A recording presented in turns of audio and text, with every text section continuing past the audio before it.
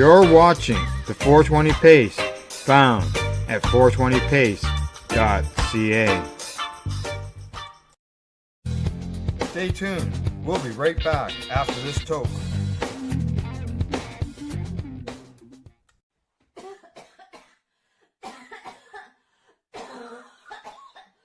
You're listening to the Pace Radio Network here at paceradio.net. The views expressed by the individuals during this broadcast are their own opinions, and they may not be the same as those of their group or other organizations they may be involved with. All medical advisation.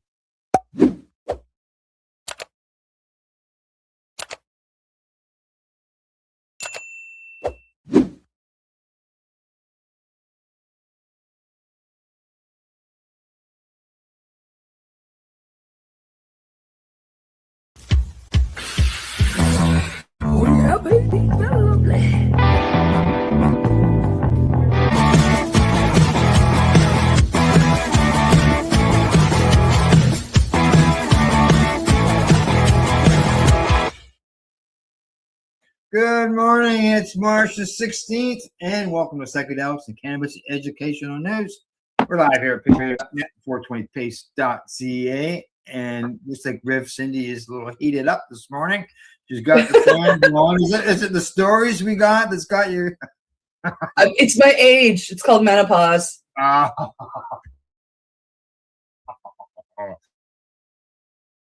Yes, yeah. I remember the times of living events, going up the highway, the ladies open the window in the middle of the winter time. Yeah. Yep. Yeah, I'm one of those now. And it happens. It happens, right? It does. It happens to all of you. So, so what's new and exciting otherwise? What's planning otherwise?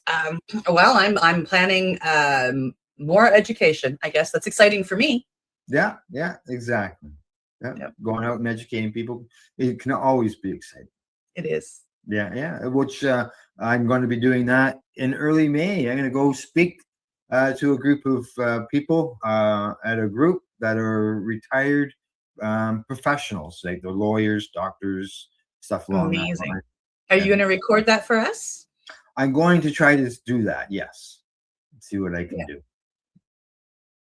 I think that would be amazing because we've had my speech on the network, and I think it'd be really cool to have our network owners' speech on the network as well.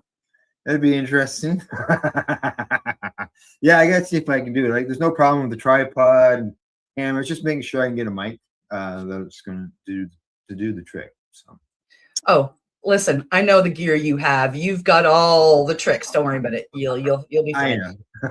I'll give it a try. So. And I look forward to it as well. Yeah. All right. Shall we get started? Yeah, we should. I'm kind of excited about this first story.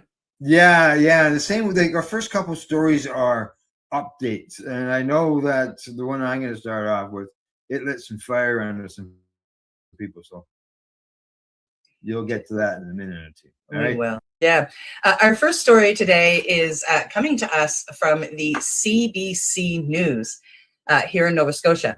Member 2 First Nation defends sovereignty over cannabis and tobacco sales. A First Nation in Atlantic Canada is drawing a firm line over who controls commerce on its territory, and the debate is raising larger questions about Indigenous sovereignty, economic self-determination, and cannabis regulation here in Canada. Leaders of the Member 2 First Nation in Nova Scotia have told the provincial government and the Royal Canadian Mounted Police, commonly known as the RCMP, to stay out of cannabis and tobacco sales taking place on their land. The dispute centers on businesses operating within the Member 2 community that sell tobacco and cannabis products outside of the province's regulated retail framework. Provincial authorities have argued these stores may violate provincial law, but Member 2 leadership say the issue is about jurisdiction, and about the inherent rights of Indigenous nations to govern economic activity on their own territory. Member 2 Chief Terry Paul emphasized that the community has successfully built a thriving economic model over the past few decades, developing businesses, tourism infrastructure. And you can do that here in Nova Scotia, in Cape Breton. You can go on a Mi'kma'ki tourism. It's really amazing. I can't wait to do it myself. And commercial enterprises that support local prosperity. And community leaders argue that decisions about commerce within the territory should be made by the nation itself, not imposed by provincial regulators. The situation reflects a wider conversation happening across Canada. Boy, howdy, is it ever. Many Indigenous communities have developed their own cannabis policies since legalization in 2018, asserting that federal and provincial frameworks do not automatically override Indigenous governance rights. Supporters of Member Two's position say Indigenous nations should have the authority to regulate and benefit from cannabis commerce within their territories. Critics, however, argue that regulatory consistency is necessary for consumer safety and taxation. For Member Two, the issue is about more than retail sales. It's about sovereignty and economic independence. As Chief Paul and other leaders have made clear, the community intends to defend its rights to determine how businesses operate on its land. And the outcome of this debate could influence how Indigenous jurisdiction over cannabis is interpreted across this whole nation of Canada in the years ahead. And I don't know about you, Al, but I am so excited to see this all come to fruition. Oh yeah. It's gonna be a battle for sure. I see in the report they say that the province claims that this has already been settled in the courts when it comes to the treaty rights. And obviously, the Mi'kmaq don't agree with that. No, the Mi'kma'ki don't. After having 5 of their businesses raided on reserve land, it was the push that they needed to move forward with what they're doing. And one of the things that they are doing here is the chiefs across Mi'kma'ki land here in Nova Scotia have banded together and have created a board, for lack of a better word, that coming to my brain, that are making decisions on the businesses specifically about cannabis and tobacco on reserve land. And then I know other Indigenous places in northern BC that are, of course, fighting with land back, and they're not stopping at letting us do our businesses, or let us do our businesses on our land our way. They're insistent that Turtle Island, being all of North America, is their land. And they are working hard to take land back. And I think that this is going to be a huge step in Indigenous rights, in reserve rights. And I can't wait to see it come to fruition. And I can't wait to see them win, because they will win eventually. It says here that in the court case, they suspect the province will argue that the right does not extend to products like cannabis because they weren't sold at that time. Under the Canadian legal aspect, you're right. But cannabis is cannabis and sweetgrass and sage, and all of these beautiful herbs are things that Indigenous have been working with for millennia. So good luck. Yeah, exactly, Buddy Weeds. Exactly. He says if Nova Scotia wanted to control cannabis on Indigenous land, they should have consulted with them at the time of legalization. Yeah, exactly. Yeah. And good morning to you as well, buddy. As well. All right. It's just we'll have to keep an eye on that. And as people have noticed, we've been running it first story of the day when it comes to this, to make sure that everybody's up to date, and to help us inform other people about this. Share the news, because Facebook doesn't recommend our pages anymore. So share. Spread that. That's right. Okay, from there we're moving on. Oh, Buddy's got a comment there. He says it's a sad overreach of government powers. It is. Yeah. All right, on to the next story. Here we go. This one is coming to me from StratCan. It says there in the headline that the AGCO reverses policing of the word dispensary, now says stores can use the term outside of medical context. We ran this story the other day, on Thursday, and I can tell you that the short that we put out, it lit on fire.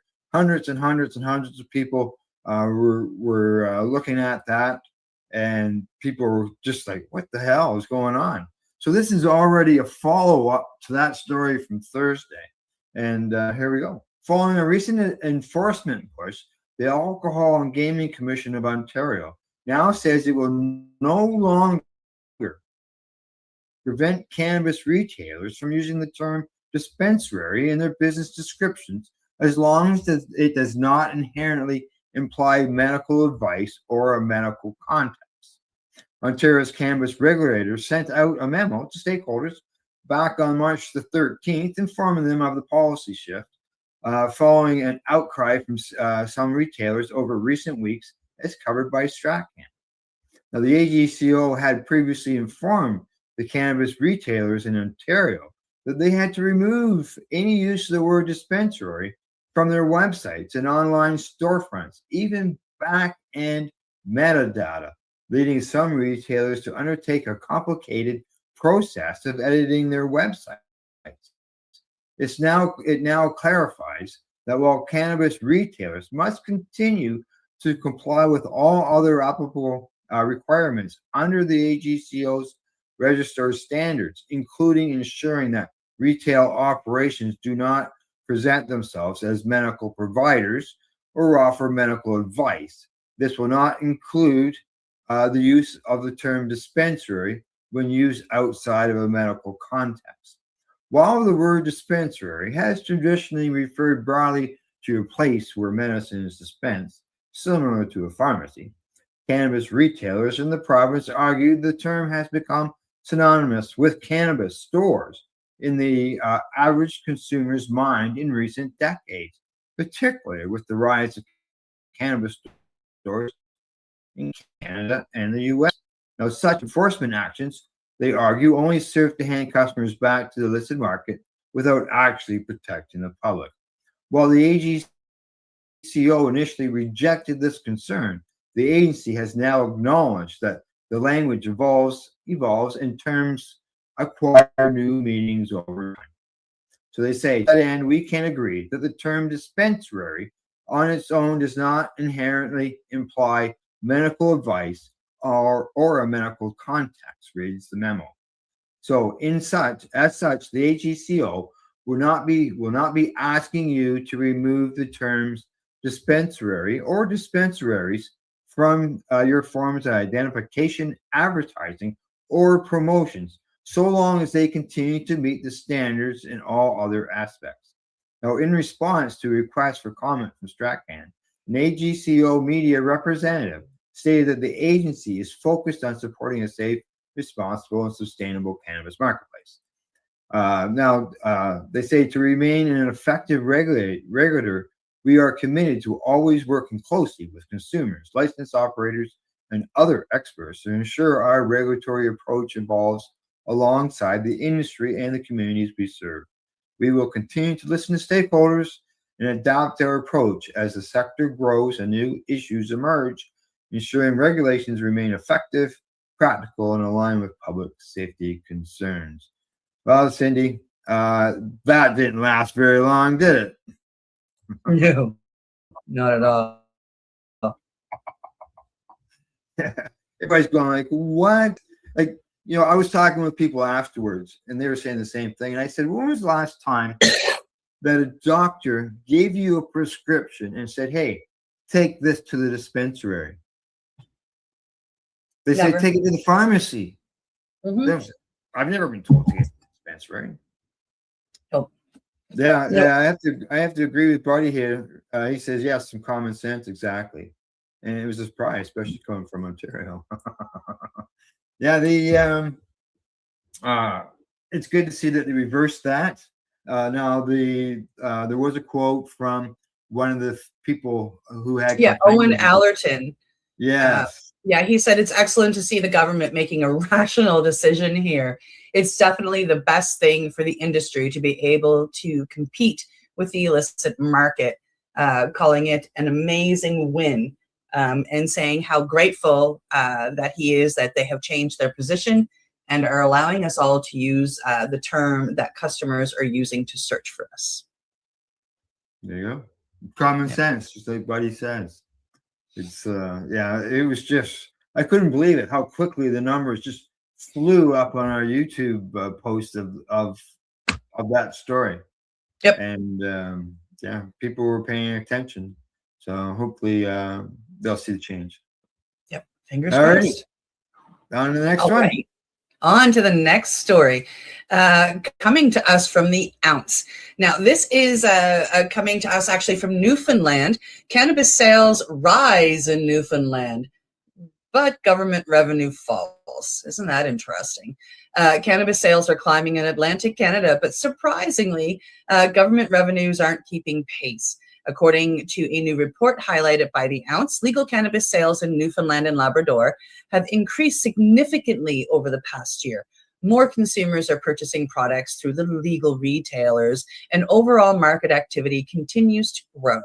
However, despite the rise in sales volume, the province's revenue from cannabis is actually declining. The reason largely comes down to pricing pressure.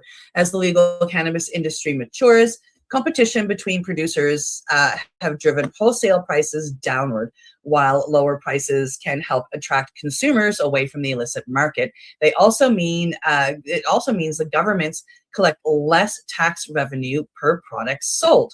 Another factor is the evolving retail landscape.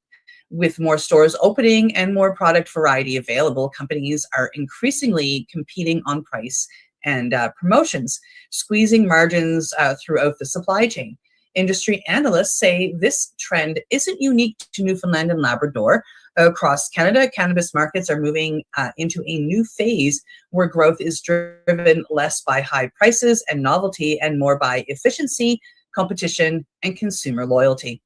For government that initially projected strong tax revenue from legalization, the numbers are now forcing a reality check. Will be growing as an industry, but the financial windfall some policymakers once expected is proving harder to achieve. This makes sense to me, Al. Like, I mean, I shop both in the legal and in the legacy Indigenous market. And one of the things I've noticed over the past, I'd say 12 to 18 months, is that the prices on the legal side are coming down. An ounce that I used to pay $170 for in the market is now down to about $150. I mean, that's a big $20 difference. And when you take that over hundreds of ounces, that's a huge downfall. Well, if you go through an ounce a week, you're looking at an $80 a month savings. But that's an $80 a month that they're not getting from one person. Yeah. Correct. And like, I'm the company I'm thinking of is actually a Nova Scotia company, and I've been watching their prices drop a little bit. They grow amazing cannabis, truly amazing, burns clean. They grow it aquaponically. There's no chemicals. It's beautiful cannabis. But their prices have gone down just to compete with the lower end pricing, and it's the only way that they can stay in business. Yeah. I'm just basically a cart purchaser, and I haven't really noticed it there. I'm not buying any herbs, so I don't know to be able to let you know what we're seeing at this end of the woods. The prices are dropping out in Ontario too, because when I was out in Ontario, I bought I don't even know if I have any here. I do.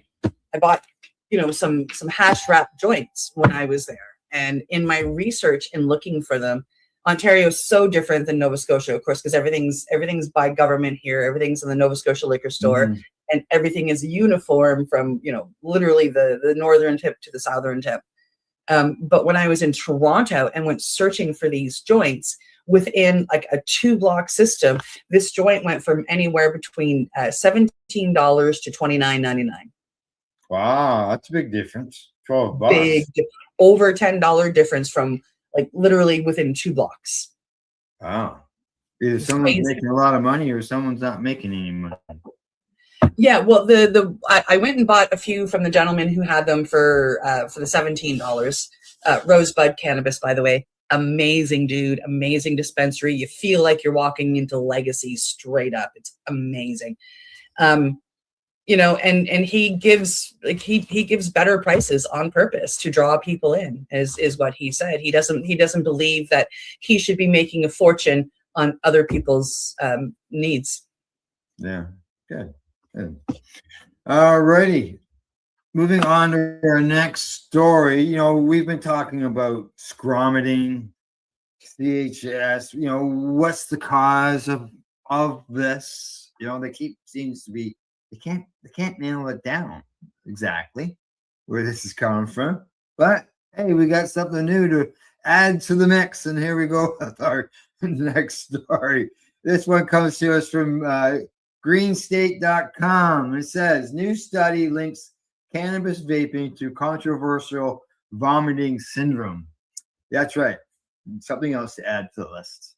A new study by California researchers is raising concerns of a possible link between cannabis vaping and a rare disorder called cannabinoid hyperemesis syndrome, or CHS, that can leave users violently vomiting for days. The researchers found that people who use electronic vape cartridges develop CHS much faster than people who smoke cannabis or used edibles. Now, Megan Midqua, one of the study's authors, called the findings combined with increasing vape usage a massive public health concern.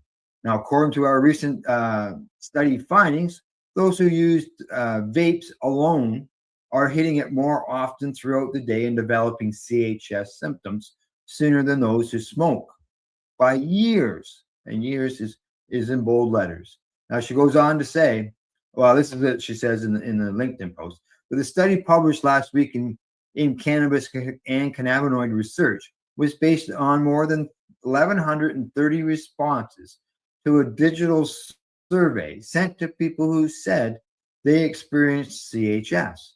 It did not prove any causal mechanism between vaping and developing CHS, but found a strong statistically significant association showing vape cartridge users were more likely to develop CHS sooner compared to smokers and use higher levels of cannabis.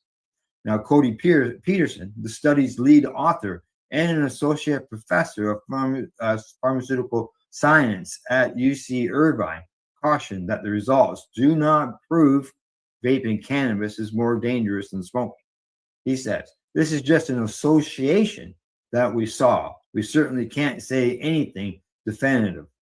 Now, and he also says that it's just something we noticed, that people who exclusively vaped develop CHS in a shorter timeline. Now, he also goes on to say that the study's strong association between heavy daily use of cannabis, including THC-rich vape cartridges, provides strong evidence that THC itself is causing CHS. Some of the survey respondents were using cannabis for as long as a decade before developing the syndrome, and the survey found that 96% of people who use cannabis products at least daily before they develop CHS, with nearly half saying they use cannabis 6 or more times a day. Peterson says that CHS is likely caused by changes to our body's endocannabinoid system, a complex neurological network, and that can result in someone developing a condition even after safely consuming cannabis for years. Many cannabis users, though, deny that THC could be causing the nausea and instead blame the vomiting on cannabis that is contaminated with pesticides or other toxins. Further complicating the issue is that some cannabis products have been shown to be helpful with treating nausea, making the development of CHS seem paradoxical to some people. Well, Cindy, there we go. It's the vapes. He even says in there that it's the cannabinoid system is messed up now because of them. They're trying really, really hard. One of the things that they said in here, Peterson, he says, if it's just tainted weed, then everybody who bought from that one dealer or that store would get sick, yet only some people are getting sick. We all have different immune systems, Mr. Peterson.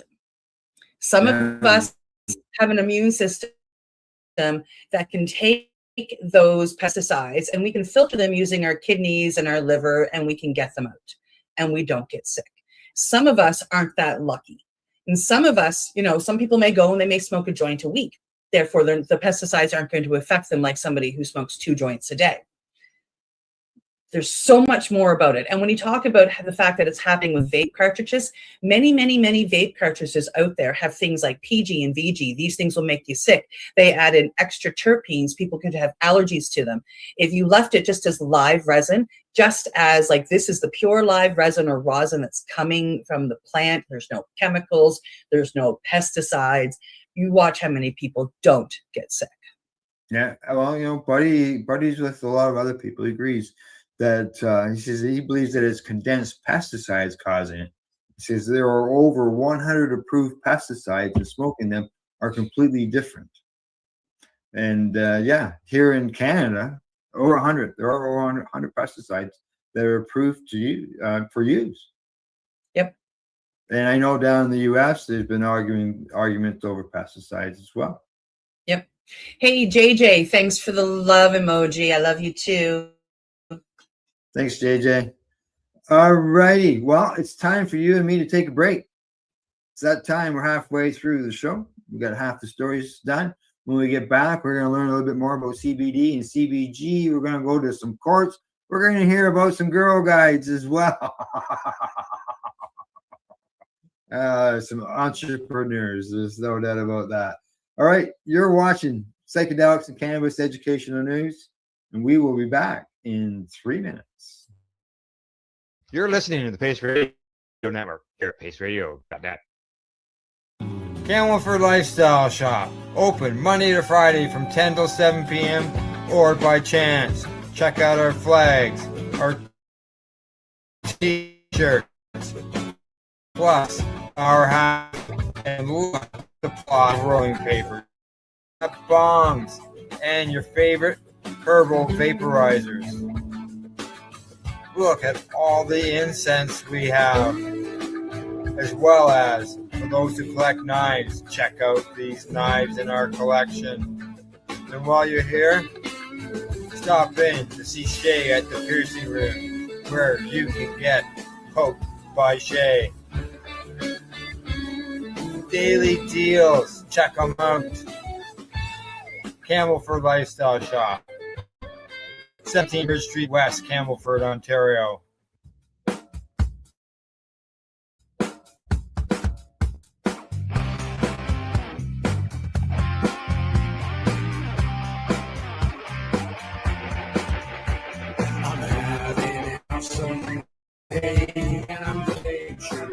That way.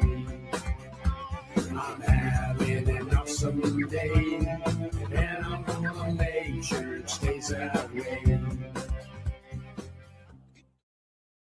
Limestone City Hydroponics is Kingston, Ontario's hydroponics shop. Take your growing to the next level and create the optimal environment with a tent kit or maximize the flood table kit. Either way, Limestone City Hydroponics has more sizes and options to fit your needs. Are you looking for the power of the sun that adapts to your budget? Then look no further, as they have professional grow lighting. They have indoor grow systems that are easy and cost effective, with many options to fit your living space and lifestyle. Cultivate your growing potential. We have everything to succeed. And if you can't make it to the store, they offer local delivery to the greater Kingston area. Remember, when you're looking for experts to help you grow, then look no further than the locally owned Limestone City Hydroponics, 105 Sunderland Drive in Kingston, Ontario. Call them at 613-548-0420. Re-rolled Saturdays. Check it out. Nothing but non-stop cannabis and psychedelic programming. Ended at 420. .net. And you're watching Psychedelics and Cannabis Educational News. What do we got for education? We got some education coming up for our next story, don't we? We do. We do. And you notice during the first part of the show, I mentioned about sharing our broadcast, and that's because Facebook says that we are bad people, that we don't meet the community standards. And what are we doing? We're sharing the news. Yeah, yeah. I think the first story came to us from mainstream media. Yeah, exactly. You know, so I don't know.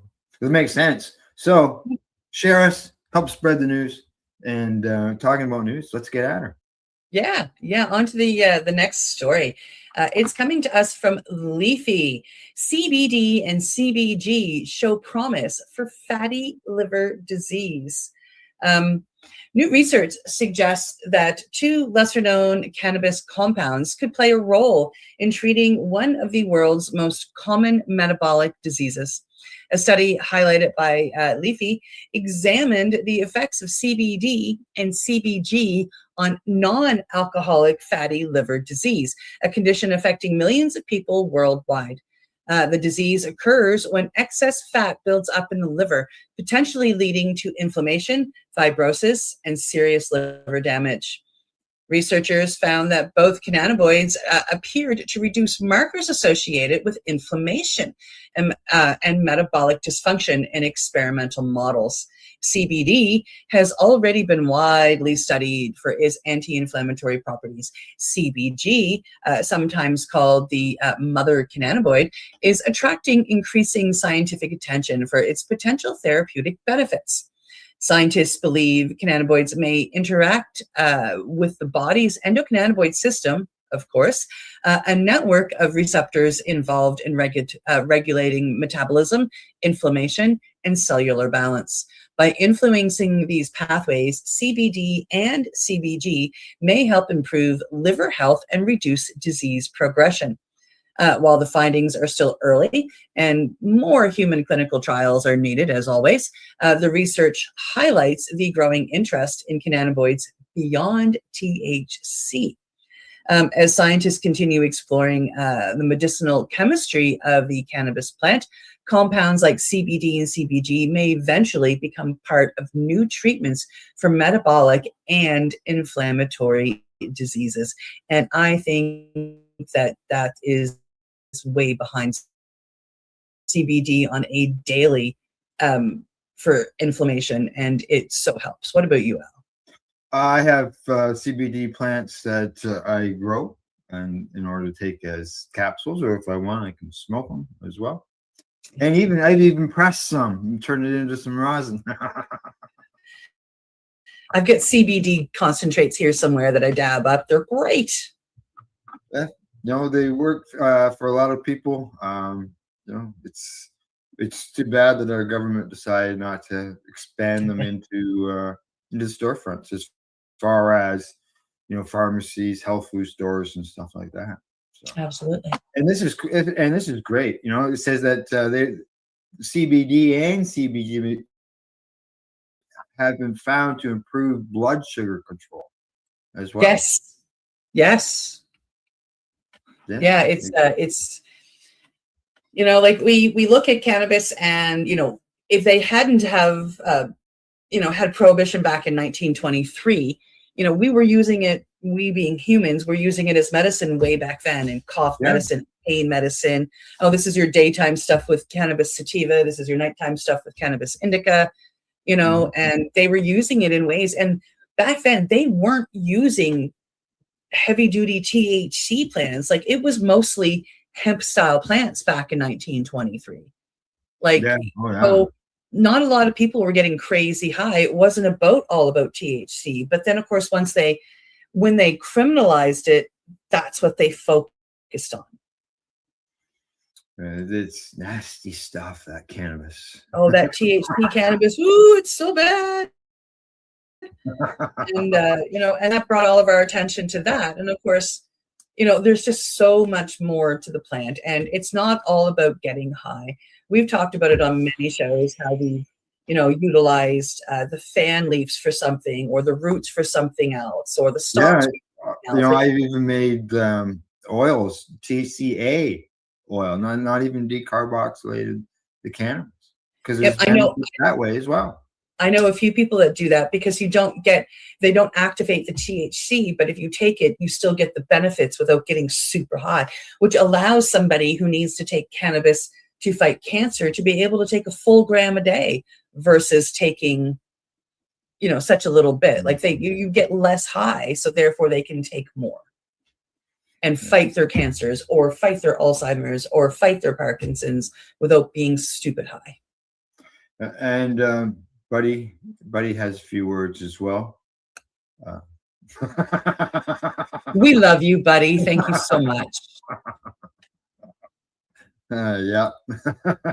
All righty. From there, we'll move on to our next story.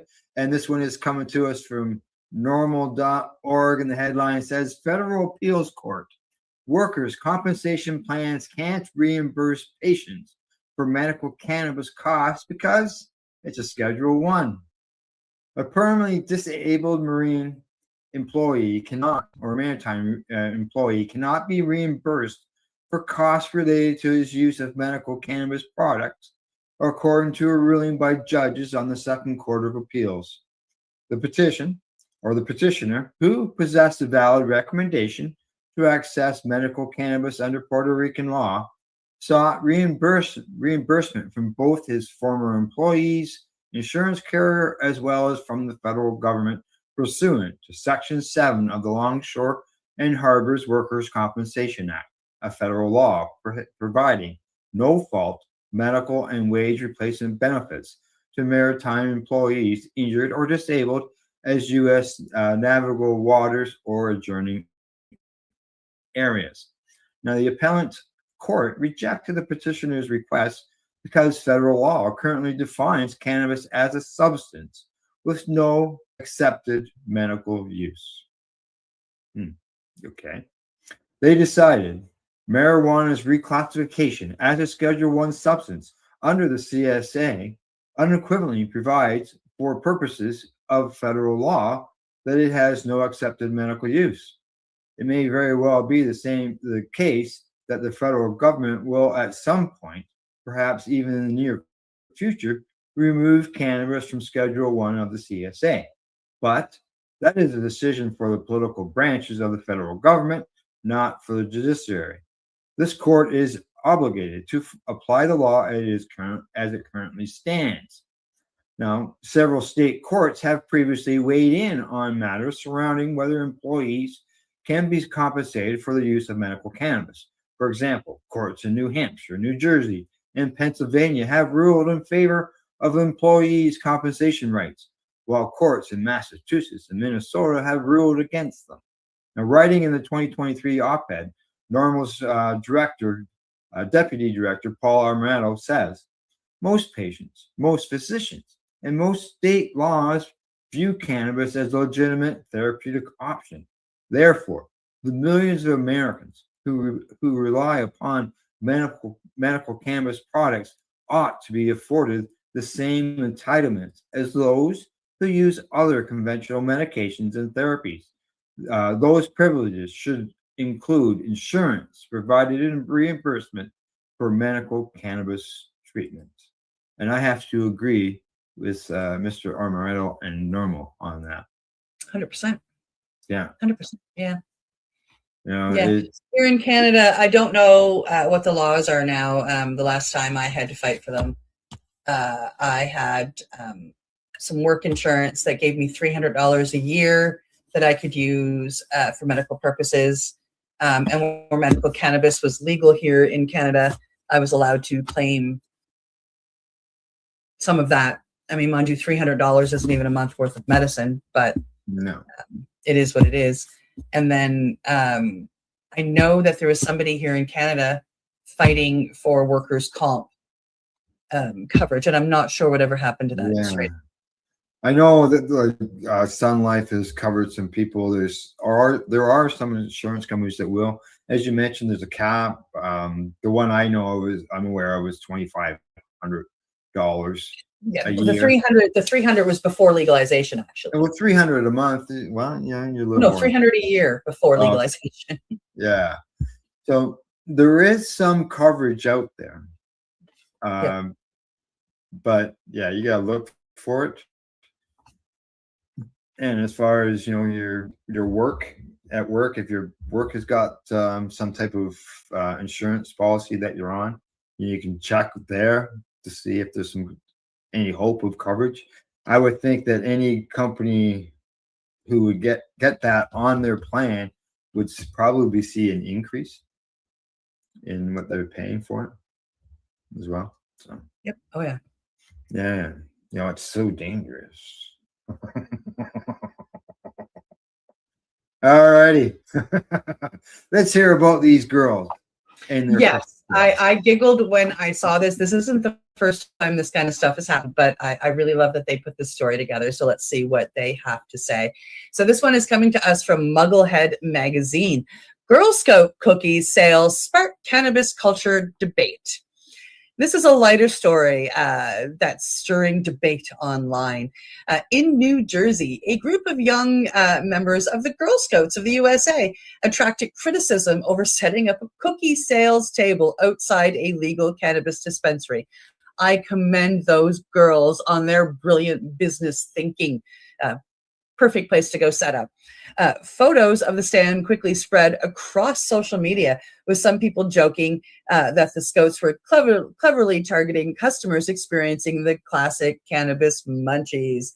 Others, however, argued that selling cookies outside a dispensary raised questions about whether children should be involved in fundraising near adult use cannabis businesses. As Al and I were discussing earlier, they said outside the liquor stores all the time here in Canada. Supporters of these Scouts pointed out that the cookie sales often take place outside grocery stores, community events, and other high traffic locations. In this case, the dispensary owner had reportedly invited the group to set up there as a way to support their fundraising efforts. Good on the dispensary owner. Critics, meanwhile, said the situation highlighted the complicated cultural space cannabis now occupies. Legal and normalized in many places, but still controversial when it intersects with youth organizations. Despite the debate, many observers treated the story with humor, noting that the combination of cookies and cannabis culture was almost too predictable.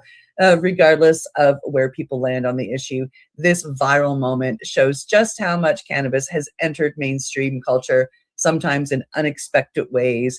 And Al, it shows the brilliance of these young ladies in picking the perfect place to go sell cookies. Exactly. Yeah. As you said, it's happened before. Yes. They can stand out here in Ontario. They can stand out in front of a liquor store, or beer stores, sell their stuff. Same here in Nova Scotia. Yeah. Now the Scouts, Girl Scouts down there say that the leaders says that Girl Scouts can set up booths outside of businesses that they would be able to enter or purchase something from. As you know, here in Ontario or Canada, minors cannot go into a cannabis store, but they go into liquor stores all the time with their parents. Yep. Here in Nova Scotia, all but one of our cannabis stores are in the backs of liquor stores. So if I go into a liquor store, I can take, one of my friends' minor kids or my grandchildren. We can walk around the liquor store if we want. But if I wanted to go into what I call lovingly referred to as the cannabis closets, I have to leave the kids outside of the cannabis closet, standing in the liquor store by themselves. That's so much safer than taking them in so they could see a picture of a leaf. Yep. Yeah. What other plant? Yeah. What's that? Here in Nova Scotia, the liquor store is everything. You can walk around, you can see it, you can smell it, you can touch it. In our cannabis closets, everything is in a drawer. They don't have anything out here in Nova Scotia.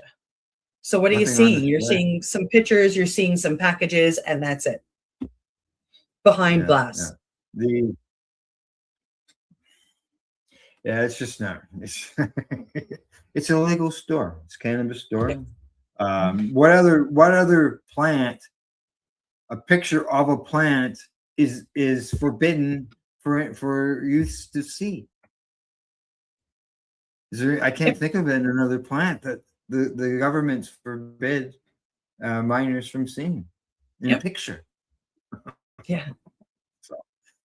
Now, Buddy Weeds, he's chiming in here. He says that we're known for getting the munchies, and he agrees. Good on them.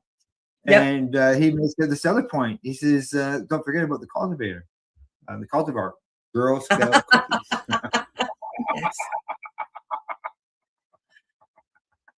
That's right, exactly. It is there. That's I would imagine each state would have different laws, regulations on that, just like we do here, as far as the minors entering different stores. But yeah, it's just a leaf, right? So harmful. Ooh. All right, time for us to go on to the last story of the day, and this is I had a bit of a chuckle when I first saw this, so. We'll get into it and we'll talk about it after we go. This one's coming to us from Marijuana Moment, and the headline on it says, "Feds deny Snoop Dogg request to trademark smoke weed every day because marijuana is illegal and a song lyric is too popular." Yeah, cannabis is illegal and just the saying is too popular. This thing. Here we go. Snoop Dogg's signature catchphrase, "Smoke weed every day," cannot be trademarked by the artist because cannabis remains federally illegal and the slogan has become too popular in mainstream culture, the U.S. Patent and Trademark Office says. Now, Dr. ETC Holdco LLC, an entity affiliated with Snoop that owns his intellectual property portfolio, submitted a trademark application for the phrase in 2024. Then, nearly 2 years later, it received a on Tuesday. Now, the federal agency, which falls under the U.S. Department of Commerce, gave two reasons for the rejection. Number one, goods and services marketed under a trademark must comply with federal law, and the application includes items or activities that involves per se violation of federal law. And number two, the phrase comes from a long lyric commonly used in association with cannabis use, making it too popular to exclusively trademark. Now they go on to say to qualify for federal registration, the use of a trademark in commerce must be lawful. The application complies with applicable federal laws that regulate the identified goods and services. Goes on to say that if the goods or services, which is a mark, is intended to be used or prohibited by law, the applicant the requisite bona fide intent to use the mark in lawful commerce. Now, the agency's denial letter additionally said the registration was refused because the applied for mark is a slogan or term that does not function as a trademark or service mark to indicate the source of applicants' goods or services and to identify and distinguish them from others. In this case, the applied for mark is an informal, social, political, religious, or similar kind of message that merely conveys support of, admiration for, or affiliation with the ideas conveyed by the message, it says. Now it goes on to say that terms and phrases that merely convey an informal message are not registratable. To support its case, they provided examples of the phrase "smoke weed every day" appearing on various products sold by retailers such as Amazon, Weed Dreams, and Redbubble. Now, Josh Durbin, an attorney and co-founder of Durbin IP, said in a blog post about the decision and about the denial that Snoop's company may appeal the decision, but the most difficult part of the challenge the case presents is the federal legality issue tied to cannabis sales. I can see that. Now, the application identifies retail services involved in cannabis products, he says. And under current federal law, cannabis remains illegal, and the USPTO routinely refuses applications tied to federal unlawful goods or services. I can see that. Now, taken together, the refusals create a steep uphill battle, Gerben says, and unfortunately, or fortunately for Snoop Dogg, this refusal affects only the trademark registration and not the activity the phrase famously celebrates. Now, there you go, Cindy. You can't popular things you can't put a trademark on. And Yeah. the rescheduling expeditiously that hasn't started. It's been 3 months now. Expeditiously means really quick. Maybe at that point, maybe something might change.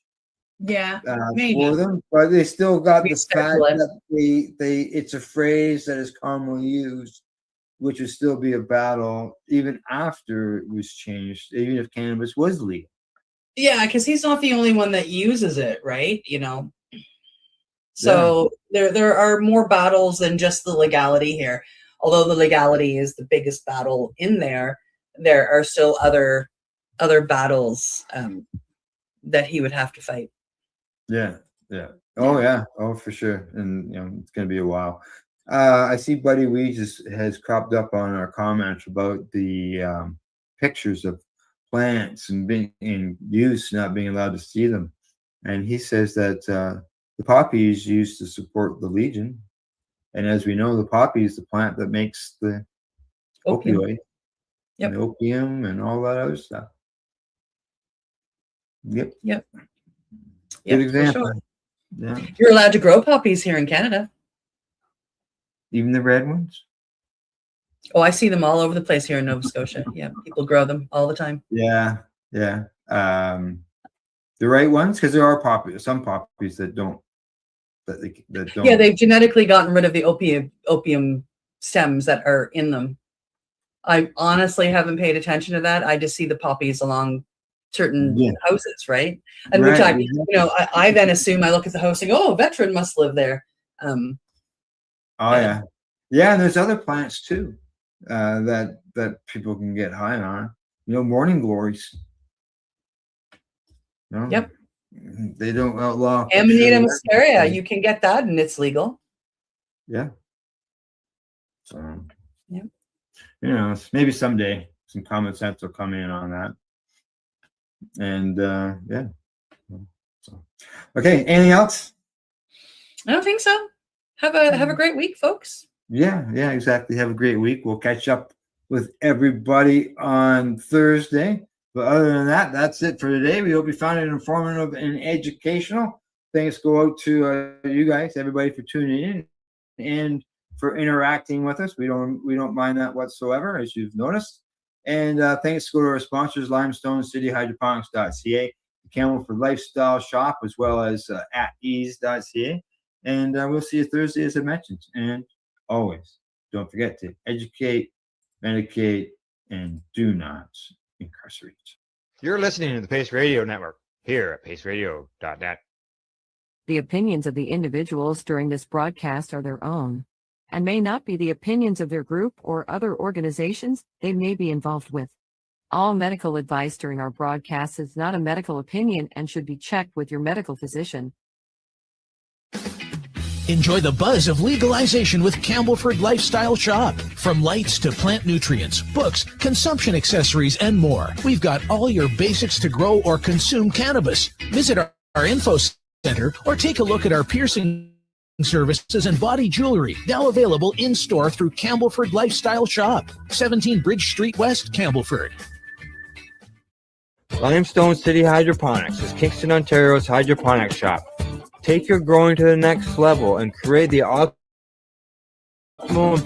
environment with a tent kit, or maximize your yield with an ebb and flow floodgate. Hydroponics has more sizes and options to fit your needs.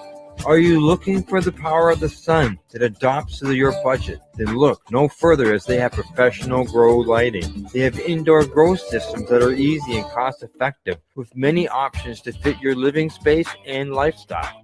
Cultivate your growing potential. We have everything you need to succeed. And if you can't make it to the store, they offer local delivery to the greater Kingston area. Remember, when you're looking for experts to help you grow, then look no further than the locally owned Limestone City Hydroponics, 105 Sunderland Drive in Kingston, Ontario. Call them at 613-548-0420. We are people advocating cannabis education here at paceradio.net.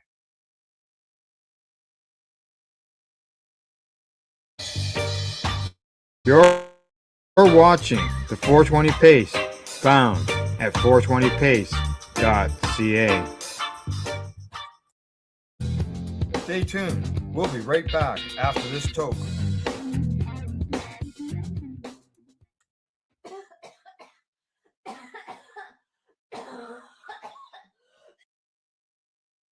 Mic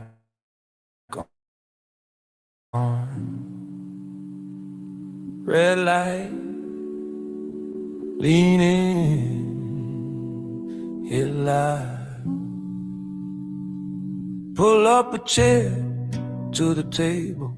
2 mugs, 2 minds, 1 cable. Little green leaf on the label. Big brave truths on the label. We got patients on the line from Brazil, From the Bronx, from the hills, stand still. Let them talk about pain, about pills, about how this plant help kill what it will. Protest and turn that voice loud. Stories in the smoke, information like powder, blowing cross borders every time we speak. From this small room to a global reach. People listening, people watching in their rooms. Big screen glow, little earbuds too. We pass the mic, turn courage into legacy. Patient advocacy, that's the energy. Hey!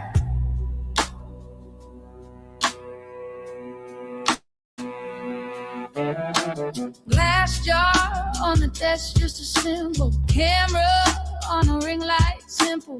Host with the notes in a spiral. Guest with a scar and a trial. they say I was scared, I was quiet, till one door cut the storm, stop the riot. Now millions of hearts stay silent, just leaning in closer to the science. Protest and turn that voice louder. Stories in the smoke, information like powder, blowing cross borders every time we speak. From this small room to a global reach. People listening, people watching in their rooms. Big screen glow, little earbuds too. We pass the mic, turn courage into legacy. Patient advocacy, that's the energy.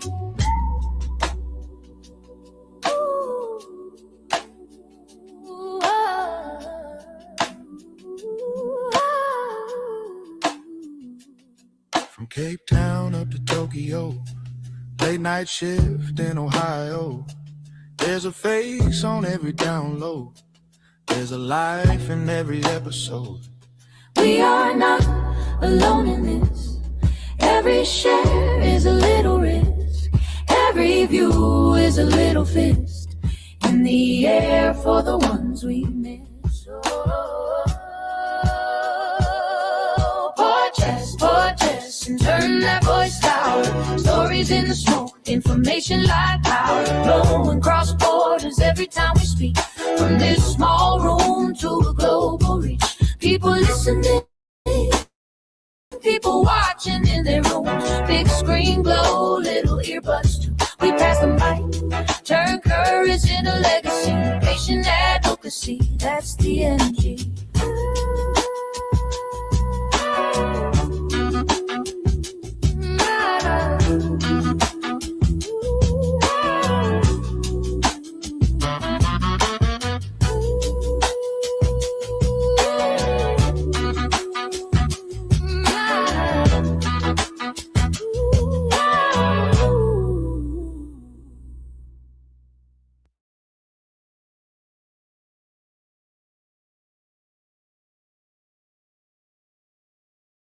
You're listening to the Pace Radio Network, here.net. The views expressed by the individuals during this broadcast are their own opinions, and they may not be the same as those of their group or other organizations they may be involved with. All medical advice during our broadcast is not a medical opinion and should be checked with your medical physician.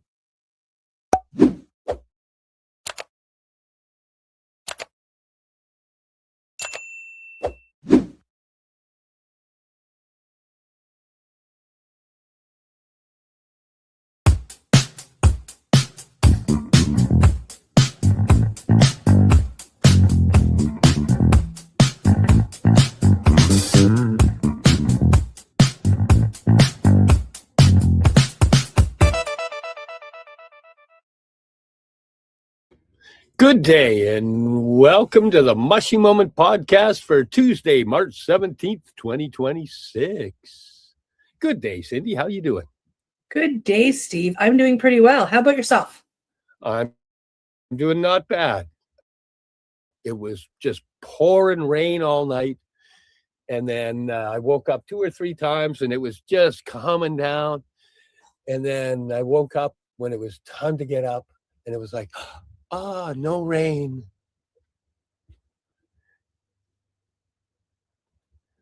Well, that makes for a nicer day, right? Oh, always. I was trying to think of the band that did the song No Rain, but Blind Melon. I was going to crack a Blind Melon joke, but it just gets screwed if you can't remember the name of the band that does the song No Rain. How you doing out there? What do you got going on? Rain.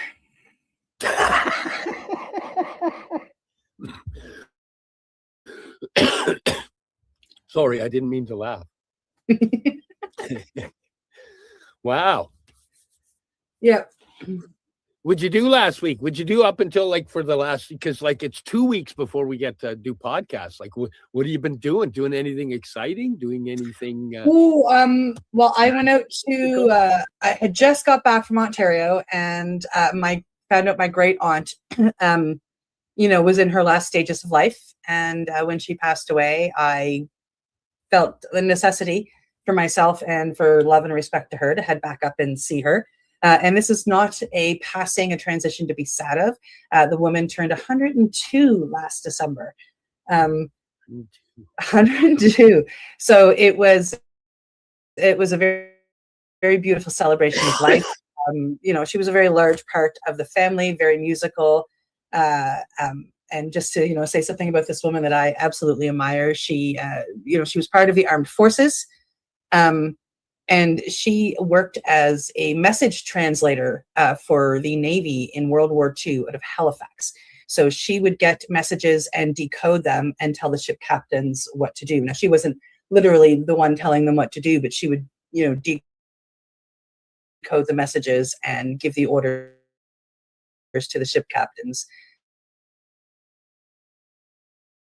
So that's very... Yeah, so I went up and helped celebrate her life. She was one of those, anybody that knows me understands when I say I had a dark childhood. And she was one of those beaming bright lights in my youth. And, I very much love her and very much grateful that she was part of my family and was able to bring that for me. Wow, that's beautiful. That's a beautiful tribute to her. Yeah. Yeah, Dorothy Ford was her name, just so we can say it out loud. Nice. Yeah. Hi, Violet. Somebody said hi, so I have to say hi back. Oh, nice. And then, of course, I came home and, being a facilitator, I've held, a few different ceremonies here in my home, in my sanctuary, and have been enjoying that very much. What about you? What's new over the past couple of weeks? Got my car working finally. What started out as watching a video going, it doesn't look that hard. Half an hour for a mechanic, 3 or 4 for me, which turned into weeks. It wasn't on the verge of comical. It actually became comical. But it's running well now.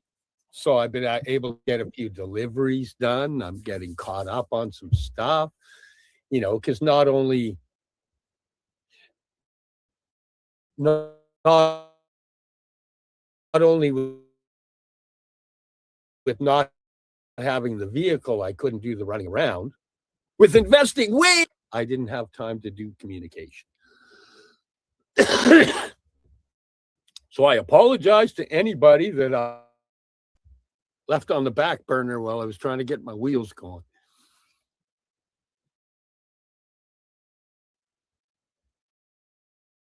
I like that something that starts as, that isn't hard. And in the end, I didn't fix it myself. I took it to my friends Rhonda and Craig, and my buddy Craig fixed her right up for me from NZ Auto Works in Vancouver. NZ Auto Works in Vancouver, and yeah, I'm really happy. There's no dash lights on. You step on the gas, it goes. Oh, it's a beautiful thing. Yeah, because before you were stepping on the gas and praying. Yes. Yes. Yes. Well, now that everybody knows about my fine car vibes. Yes. Well, Well, what are we going to talk about today, Cindy? Can you see I'm excited about it? we are talking today about, and Steve came up with this, the ethics of psychedelic facilitation. We have a couple of stories on deck that we're going to talk about.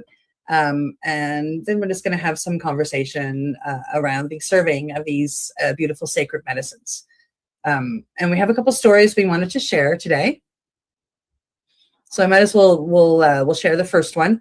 And it is a story coming to us from People magazine, actually. As I scroll back up here, it says, as I close this, tourist 41 drank psychedelic tea during a spiritual retreat in Peru, and now his dead body is waiting to be claimed by family.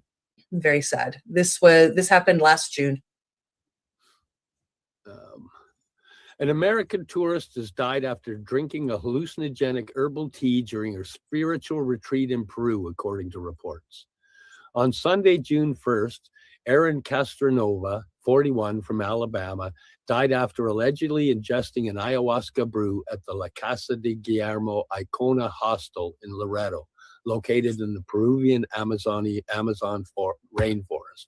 Daily Mail, national outlets, La Repubblica, and Infobay reported.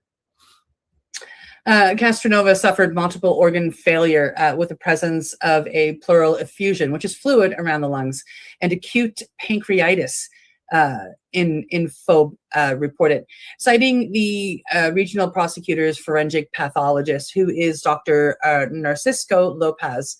Lopez suggested that Castronova was on certain medicines that, combined with consuming ayahuasca, can trigger serious adverse reactions, per the outlet. Ayahuasca is a psychedelic brew containing the natural chemical DMT found in the Psychotria viridis plant leaves, which is illegal in the U.S.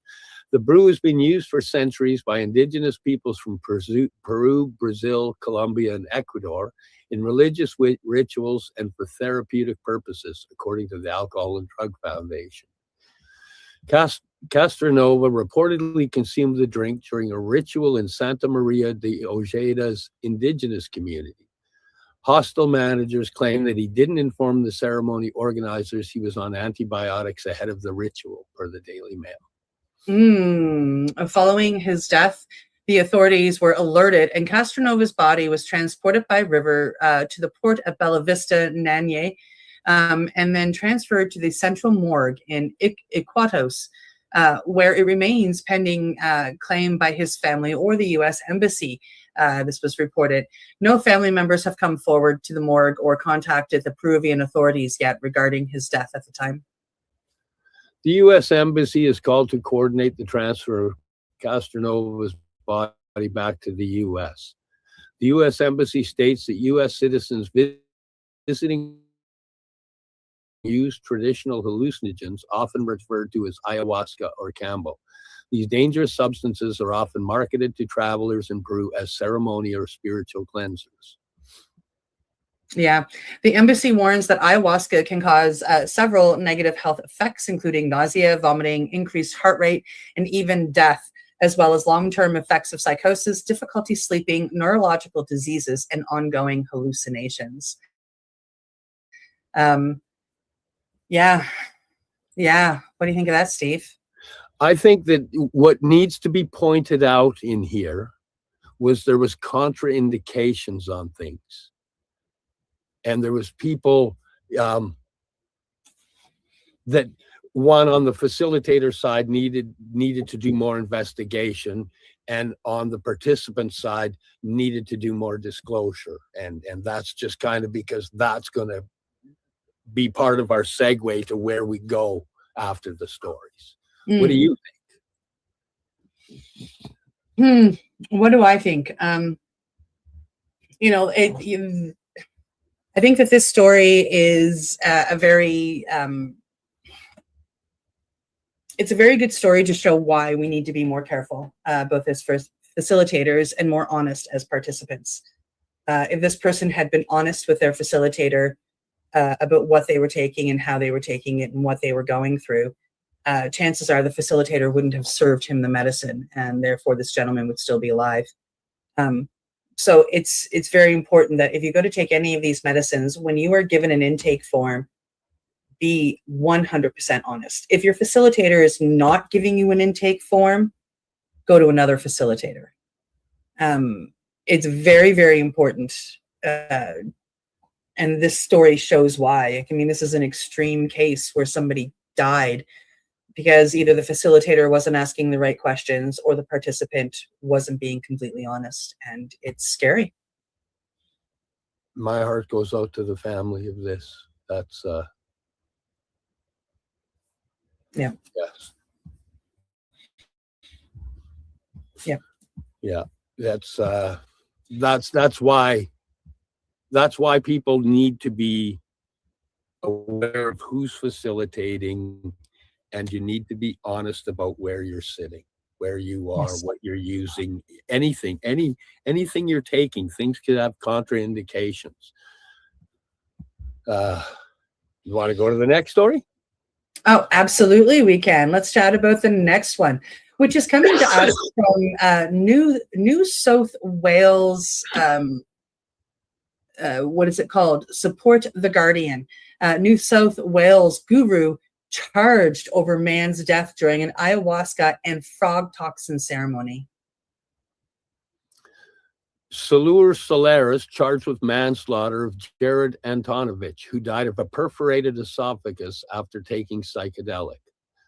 A man is being charged with manslaughter more than 4 years after a spiritual retreat client died after consuming psychedelics and a frog toxin. Yeah. So Laura Solaris, 52, was arrested and charged when this happened over the 2021 death of a man at the Arcora retreat he ran in Collins Creek, which is about 60 kilometers from Byron Bay in New South Wales, Australia.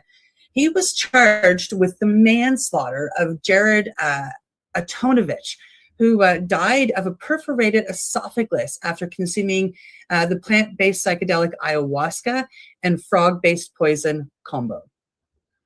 Police allege Solaris presided over a ceremony ritual using the substances on October 16, 2021, and provided Antonovich with ayahuasca.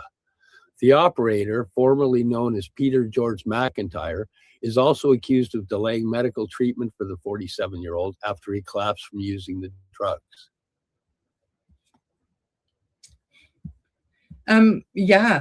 Combo is only found in the Amazon rainforest and has to be obtained by scraping the clear mucus-like substance off the back of a giant tree frog, actually the back of his legs. It is classified as a Schedule 10 poison by the Therapeutic Goods Administration, which is the highest level of classification, meaning it is banned from use. in Australia. The use of Campbell was banned 2 weeks before Antonovich's passing.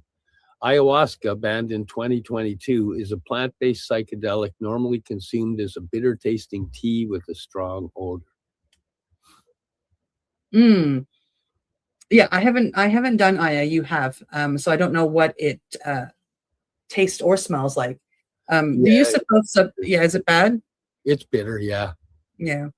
The use of both substances is based on the traditional knowledge of indigenous South American communities, with adherents believing they can detoxify the body.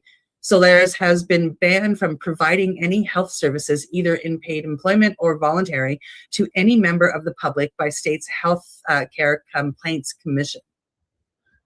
Antonovich's family has previously called for similar ceremonies to be banned. He had a heart of gold. No one deserves what happened to him. The victim's brother, Chris, told reporters after an inquest into the death in 2024. Solaris was released on bail Tuesday on the condition that he not leave the country, report to police 3 times a week, and provide a $20,000 security agreement should he fail to appear in court. He will face the Lismore local court on March 30th. Yeah, and this was March 30th, a year ago, I believe. Yes, I believe the case is still ongoing. Yeah, I wasn't able to find anything more about it, so I have no doubt. Now, we had a gentleman here in Nova Scotia who, I don't believe that he actually hurt anybody, but he was practicing ayahuasca here, citing church and ceremony. And he was raided not very long ago, and they eventually settled to pretty much let him go with the promise that he just plants the church and doesn't serve anything anymore, and he's being kept a good eye on. But also, they're not they basically have dismissed everything, so it won't show up on his record, so he can still travel to Peru to sit with the medicine. Oops.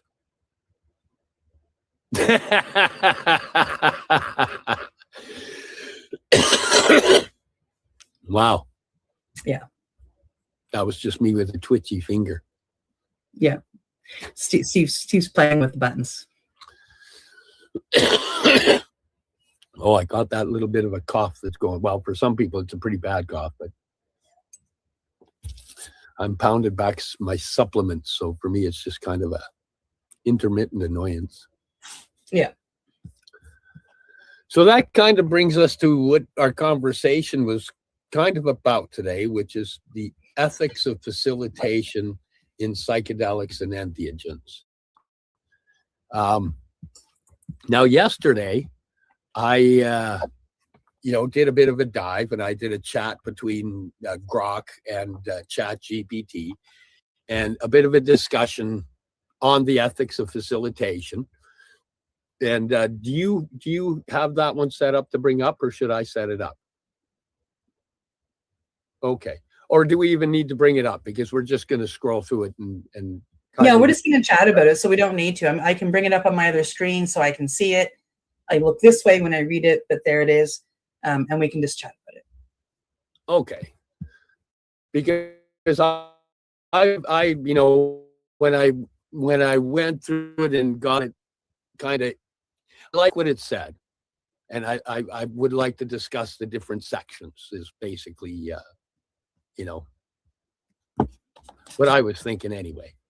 I'm in. I told you that before, so I'm in 100%. Okay, so I'll just kind of, again, this was a conversation done, me, Grok, and ChatGPT just debating stuff, and this is what kind of the final draft where I went, oh, this is kind of like what I'd like to speak on. So the ethics of facilitation in psychedelic assisted therapy or entheogenic guidance boil down to one core reality. Psychedelics dramatically increase a person's vulnerability and openness, turning the person guiding the session into a position of extraordinary influence and responsibility. The facilitator isn't just sitting there. They become a temporary anchor for someone whose sense of self, reality, and boundaries can temporarily dissolve. Poor facilitation can cause deep harm. even death, as we've just shown you. Skilled ethical facilitation can help unlock profound healing. And what we've got coming up is a detailed but accessible breakdown of the key ethical issues and best practices. And this is drawing from all the current clinical research and training protocols like MAPS, EMBARK, both the Oregon and Colorado models, an expert consensus of 2026. So the first thing that it brings up right off the top, as this really needs to be done, is informed consent. And it has to be done extra thorough and honest. Basically what it wrote out was, normal therapy consent is already important, but psychedelics make it harder because the experience is so unpredictable and life-changing. You can't fully know what ego dissolution, intense emotions, visions, or belief shifts will feel like until they happen. People often come out with new views on life, spirituality, interconnectedness, and even their core identity, changes they couldn't fully predict or prepare for beforehand. Ethical facilitators explain this openly. This might change how you see yourself or the world in ways you can't anticipate right now. Some people love the shift, others find it disorienting. Consent must be ongoing. And this part I really quite liked. Consent must be ongoing. It's got to be dynamic. You check in during preparation. Honestly, you check in long before preparation. You check in during your first talks to make sure that consent is there. Before dosing, and even use pre-agreed signals during the session if someone wants to pause or stop elements like touch. Best practice, spend multiple sessions preparing, covering risk, both psychological, overwhelm, rare, persistent perceptual changes, interactions with various medications, the benefits, the unknowns, what integration looks like afterwards. Never downplay the possibility of a profound, lasting change. So that's kind of the beginning of the first thing they say need to be addressed. Oh, yeah. What do you think? What do I think? Now, I didn't study with the ones listed here, but I did study with the 5MEO Information and Vital Education down in Mexico, who take a lot of this from MAPS. They work with MAPS. So it's all things that I've been taught, whether I was learning cacao or whether I was learning unofficially hape with other facilitators, whether I went and took this big, huge course. This even, it goes right over into my breathwork courses that I've been taking. Consent is key. Letting people know, and combo, yes, of course. I mean, like these are big ones. Consent is key. Letting people know what possibly could happen is absolute key. There have been participants that go along and, you give them all of this information and they'll decide they don't want to do it. That scares some facilitators, but I would rather have a participant who's fully on board with all of their parts than somebody who's coming in absolutely terrified and it can, then do them harm.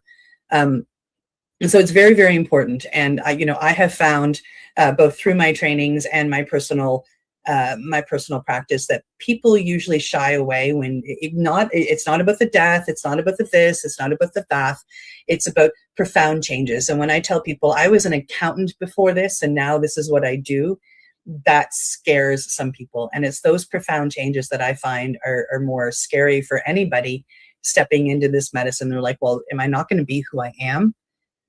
Forgetting that who they are is the person who's addicted to their trauma or addicted to a substance, who is hurting, and that they're reacting with one person, one firefighter within them. And this medicine is going to help them bring out the person that is truly in there. And that scares the bajumpins out of a lot of people.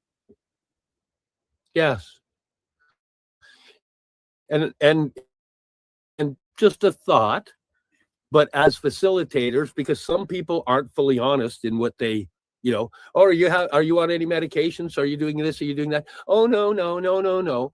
But if a facilitator is completely honest and lets people know that people have died by not being honest and not telling about even antibiotics, you know, that can further entice them to be honest if they're not being honest. Yes. Well, and then, you know, it's also in how you put an intake form together. Like if for any of those, when I handed out an intake form, I mean, like if I'm handing it out to somebody who I know is sober and they're, especially if they're coming along for psychospiritual, or you, like when, you know, when you came along to do combo, well, here's your intake form. I have an annoyingly long intake form. And a lot of the questions around medicines and trauma, I ask 2 to 5 times in various ways. Because many people, like, they don't stop and think that, you know, like the medication that they're on for their blood pressure, you know, it needs to be listed. No, I'm not on any medication. This is just, it's just helping my blood pressure stay down. I'm fine. So that's why, I mean, later on, I'll ask about heart problems or blood pressure problems. Like I'll ask about those things that some people kind of just sweep to the side, you know, and that tells them like, oh, that's a big deal. You know, and now they're going to be honest with me. So it happens for 2 reasons. Like sometimes people just don't know that, you know, like that medication should be on that list, right? Like, you know, like let me know how much cannabis you're smoking. Let me know if you're smoking cigarettes. Let me know what alcohol you're taking. So I ask everything a bunch of times because it's very, very important, because a lot of the medicines I work with, especially the big one of 5-MeO, there's a lot of contraindications out there. Right. And, you know, with combo, with people detoxing, you can't do combo if you're in active addiction on certain drugs. You have to, you know, be taking certain steps. And, you know, so that's very important to know the contraindications of the medicines that you're serving, and then to make sure that, you know, you ask the right questions more than once to your participants, also giving them the sense of trust and safety so they feel, you know, welcome to open up and be honest with you. You have to give them a very non-judgmental atmosphere. Yes. And in an area I was, you know, it was actually a question on trauma. I asked the person that was looking for help with depression and anxiety, and I asked them, is there a possibility this may be trauma related? And they said, no, no, no, no. And then, you know, we carried on the conversation and I asked things a different way. And after another 20 minutes, I actually had to stop her. And I said, you know, when I asked you if there was anything related to trauma, you said no. I said, but in the last 20 minutes, you brought up how you're a caregiver for this person that you loved, and you watched them, your words, rot away. Then you talked about the last time you thought about committing suicide, which means there was a first time and probably some in between. Then you talked about how this person you love blew their head off a couple weeks ago. I said, how do you think you haven't suffered some trauma? And she said, I came from a good family. I was never molested. And where the miscommunication in there and the asking the other questions was, I'd asked her, have you ever suffered any trauma? And she had said no. But there was trauma, which was leading to the other stuff. And it was just a matter of her definition of trauma and my definition of trauma were completely different. By asking the questions, you really get to learn a lot about what the words are meaning to that person, what they're hearing, which can a lot of times be different than what you're delivering. Yeah, that's why, again, it's important when you're going through preparation calls with participants. I like to do at least one that's, you know, probably about 90 minutes long. Sometimes if we have a time constraint, I'll break that into 2. And then when they come on site to do medicine, there's a whole other preparation conversation. And through every conversation and through every stage of every conversation, you know, you make sure they understand what you're talking about. You make sure, you know, you ask them to, you know, come back at you with things. When they tell you something, you reiterate it back in your words to make sure you're getting their, you know, what they're saying down correctly. That's very, very important. That makes them feel held and feel safe, to be heard. I like to get people, you know, it's funny because a lot of people don't like to repeat things, but I like, you know, through every stage, I'll ask, the participants to repeat everything in their own words. Well, why are you doing this? What is your intention? You know, and some people get annoyed, and it's like we talked about that already, but yeah, but we're going to talk about it again. And I want you to speak of it again to the universe, because things can change. And a person can be walking into this medicine and go in with one intention, and like, you know, the weeks leading up to it, the preparation leading up to it. And then in the last call, or when they get on site, like all of a sudden they realize that their intention is something completely different. You know, and so you got to get them to keep saying it. And Guilty of that. What's that? I'm guilty of that. You are, yes. Oh yeah, being, you know, intention before the medicine, intention before the medicine, intention before the medicine, you know, prepping for the journey, and then realizing, you know, way short on the time. Oh no, that isn't what I need right now. That's what I was wanting, not what I need. I need help here. Yeah. Yeah. But through conversation, either with yourself or with a facilitator, that comes out. And that's why we ask a lot of questions over and over again. It's, you know, it's about getting you to check in with yourself. It's about getting consent. It's about being completely honest about what can happen when you sit with the medicine, what the outcomes could be.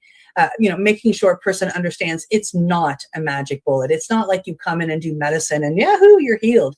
You know, the healing, the true healing comes in the integration afterwards. And, you know, these are things that we need to portray to our participants so they understand the work that is coming up.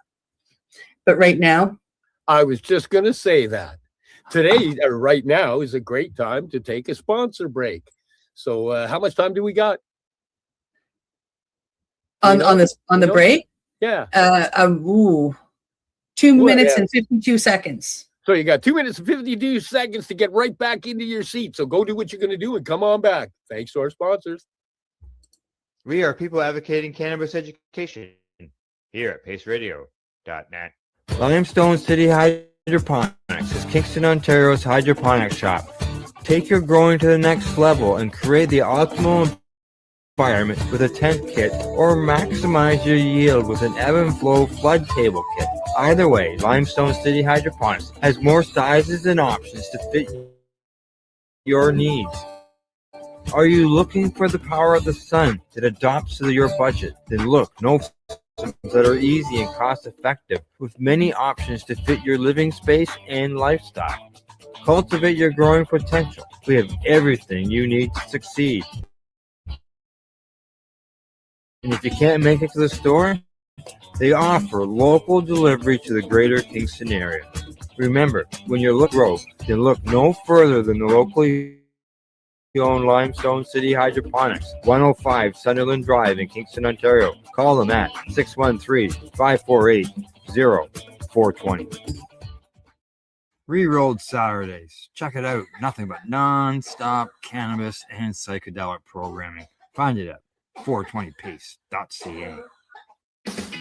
Enjoy the buzz of legalization with Campbellford Lifestyle Shop. From lights to plant nutrients, books, consumption accessories, and more, we've got all your basics to grow or consume cannabis. Visit our info center or take a look at our piercing services and body jewelry, now available in-store through Campbellford Lifestyle Shop, 17 Bridge Street West, Campbellford.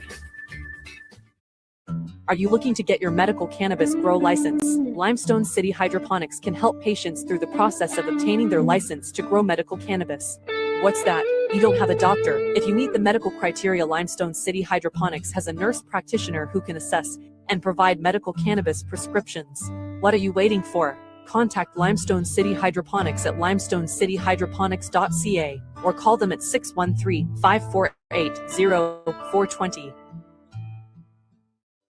PACE Radio is the People Advocating Cannabis Education Radio Network. I'm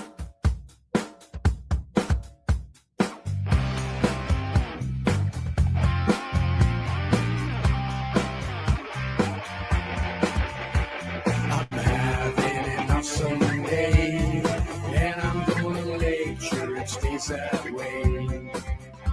I'm having an awesome day, and I'm gonna make sure it stays that way.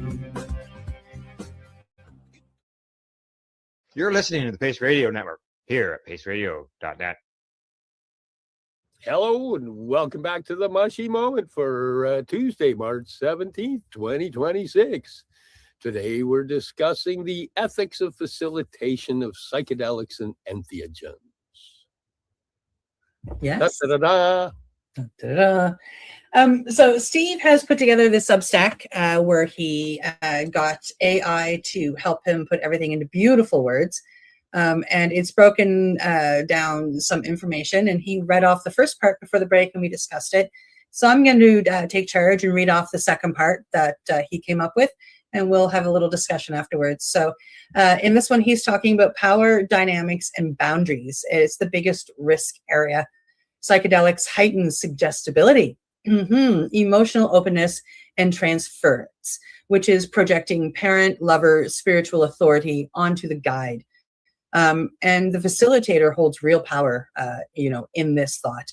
There has to be absolute sexual boundaries, no sexual contact, no flirting, no intimacy ever when you're working with a participant, with current clients, former clients, or their families. And many codes via MAPS make this a lifetime prohibition, and many others make it a 12-month prohibition because of the power imbalance. Doesn't fully disappear after therapy ends. It can go on for quite a while.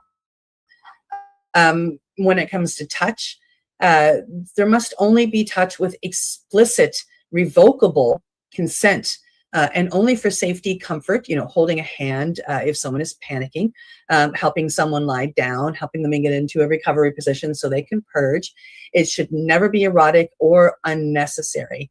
Many protocols require documenting what touch is used or having a second person present. That's one of my protocols here with the work I do, or using video with consent for accountability. And I usually leave that up to the participant. If they want to video it, I'm fine. Other boundaries, no dual relationships, so don't, start dating your participant. No wanting admiration, no taking it, no romantic interests, no business partners. Be careful of becoming friends. Don't impose your personal beliefs. And this is a really hard one because especially if if a participant's walking the same path as you, it's hard not to give them your opinion shaped as advice. And that's one of the downfalls that I was telling Steve earlier that I do fall into from time to time. So, like in other words, don't you must become vegan because vegan is the way, or you must do it this way because that's the way. Show them options and help them discover the options that are right for them. The guide's job is to support the participant's own process, not steer it towards the guide's worldview. Some red flags and facilitators that, we must self-monitor of ourselves or monitor of our facilitators or co-facilitators that are friends of ours. If you notice that you're feeling special or heroic and not putting that burden, or not even burden, but that joy back onto the participants, they're the ones doing work. You shouldn't be, hoping for admiration. You shouldn't feel resentment if the participant doesn't progress as you had hoped. Regular supervision and personal therapy for the facilitators help catch that. Staying, co-visible with other facilitators that sit in the same medicine as you is very important. And I invite my co-facilitators to come sit with me so they can see what I do anytime they want. It's for me, it would be a great privilege. As much as I would, sit for them for the same reason, for co-visibility reasons. What do you think, Steve? Did I do okay in, projecting what you had written? Yep. And it is a huge area. We didn't do any of the stories on that, but there's a few stories of malfeasance in the sexual boundaries area at some of the retreats. I believe a couple of them were various places in South America, and there was one in Mexico I looked at as well. Yeah. And, no, I mean, I have friends who work with some psychedelics, but they work in sex and psychedelics, and they work with couples. So it's not about having sex with the participants. It's about teaching your participants how to be, do these medicines together and have it enhance their romantic slash sexual life. So the way that they do it is really beautiful. I don't have a partner, so I haven't been able to participate in their therapy, but I love watching them. It's a beautiful couple. They're just, I think both of them are very amazing humans. So like, we're not discounting that. But if you're going to a facilitator and the facilitator is getting funky with you or allowing you to get funky with them, that's a big, huge red flag. What's kind of cool right now is because it's making the growth it is, the people that have been doing that are kind of getting called out. The community's growing and the community's talking because people are tired of that kind of behavior. Yeah. Yeah, no, and it's not just in that kind of behavior. It's in any behavior that could harm a participant. It's I find it interesting because being part of the 5MEO community and part of the conversations, most definitely there is a Bufo council in Mexico to keep eyes on how Bufo is treated around the world, and they try to bring in ethical use of this beautiful medicine, and that's flipping over to 5 through other facilities such as the school I went to, and there are other top-notch facilitators. There's a temple, and the name of it is slipping my mind. And the last name of the gentleman that owns it is slipping my mind. I'm so embarrassed. He was one of my teachers at 5, and he owns a 5MEO temple that he works with psychospiritual people only, but he also teaches. And the ethics of these people just, it blows me away, and I'm so blessed that I got to go learn from them. They make sure that, they teach everything. They'll tell you everything. I mean, I'm very glad that I had that training versus some of the other trainings that we see out there. But these people are working together to try, and it's not that they want to go, oh, that person's bad, like they're teaching the wrong things, we need to shut them down. Their thought process is, oh my gosh, that person's on the wrong path. Let us help you get on the right one. Because they don't want to shut down people. They just want to help them work with it ethically. And the problem, I've seen part of the problem myself because I went to a couple festivals where people actually had tents all set up and were freely administering to people they just met there. And some of them were on other drugs as well. But the person, doing the administrating had such a mind-blowing, life-altering experience that they want to share it. So some of them are those people out there trying to share because they experienced it in that environment and actually have no idea of the consequences of what can happen when not done safely. Yeah. And the other one I found educate them. I found other people that went, oh, we can make a lot of money here. And they just ran around doing the same thing. And they've got tents set up and, they seem like nice people. They're good salespeople. Yeah, I know who you're talking about. So I get that. Yeah. Yeah. So, coming from somebody who is like, I've been taught how to ethically and integrally work with these medicines, all of the medicines that I've studied. And I hold those ethics, integrity into my heart, as you know. And you mentioned one group of people that, like your heart's in the right place. Come get educated on the right way to work with this stuff. The ones that are just out there making the money, those are the people that we need to just, listen, if you just want to make money, go do it with cars or something. Yeah.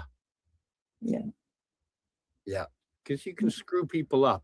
And if people, if people already, well, if you're bipolar or schizophrenic and you're at a rave out dancing and you've done a little MDMA and somebody comes along and says, hey, do you want it? Well, you're already under an influence of being more susceptible from the MDMA or ecstasy, as it's called at the rave. You're already open to things. And then it's like, oh, you got to try this. It's going to blah, blah, blah. And you'll see, and off they go. And you can permanently crack their psychosis. You can break them wide open in a way that can't be healed. Well, the two diseases that you mentioned are both they're the top of the list for contraindications with certain medicines. Like, I mean, I would never serve combo to anybody like that. I would never serve 5-MeO, Bufo, NN. None of it would get served to somebody with those diseases. There are the people that I studied from with 5. They're coming up with a non-hallucinogenic way of serving 5-MeO. So you can, and they're creating it for this group of people that could highly benefit from the medicine of the toad, but their psyche can't take that full dissolution. It can't take where even a bare handshake would take them. They can't do that. It would break them further. But the 5-MeO, there are aspects of it that could help them. And so they're working on that. So this medicine can be there to help people with schizophrenia or bipolar. Right now, they're studying the effects with people that have Parkinson's disease. So it's really exciting stuff that's coming up. And, like that's one of the things that the people that can do this, such as, MAPS or 5 or, many other places that you mentioned earlier, the fact that they can do this and they can do it with integrity and ethics and in the way of the quote unquote vegan scientist, I think is really amazing. Yes. Yeah. But number 3, because it shows how far we've come. Oh yeah. Yeah. We should move on because we could babble about this forever. Oh, okay. Well, I can babble forever anyway, but I know. Okay, so the next part is vulnerability and do no harm, non-malfeasance. Participants are often already hurting, trauma, depression, anxiety, and the medicine can bring buried material to the surface fast. Ethical guides screen carefully for contraindications, certain heart conditions, severe psychosis history, specific meds. They create safety through set and setting, calm environment, music playlists, eye masks, trusted presence. They stay grounded and non-directive during the peak. Trust, let go, be with, rather than interpreting or pushing interpretations. After the session, integration support is ethically required, helping process what came up so it doesn't leave someone destabilized. And sorry to laugh there, but I'm just picturing some of my experience of watching some of it happen in those tents at the raves. Because literally at one point we were in there talking and having a discussion, and it's funny about being ethical when another couple brought some people in to do, I won't call it a ceremony, to do 5-MeO DMT. And then they did it and then ran back out to the rave. And it was like, oh, there's no integration there, babe. Go integrate with the rave crowd. Woo!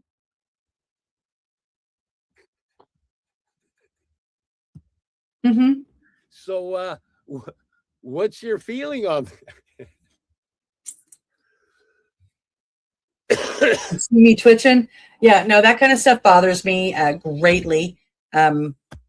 5-MeO is not one of those entheogens that can break that medicinal recreational line. I'm sorry, but there is just no way that it should be used that way. There's no reverence, there's no respect, there's no ceremony, and you can do a crap ton of harm. And it is known, even in the medical community, as the strongest psychedelic out there. Yeah, strongest psychedelic, strongest entheogen known to man. Yeah. So you can do a lot of harm to somebody, especially in a setting like that.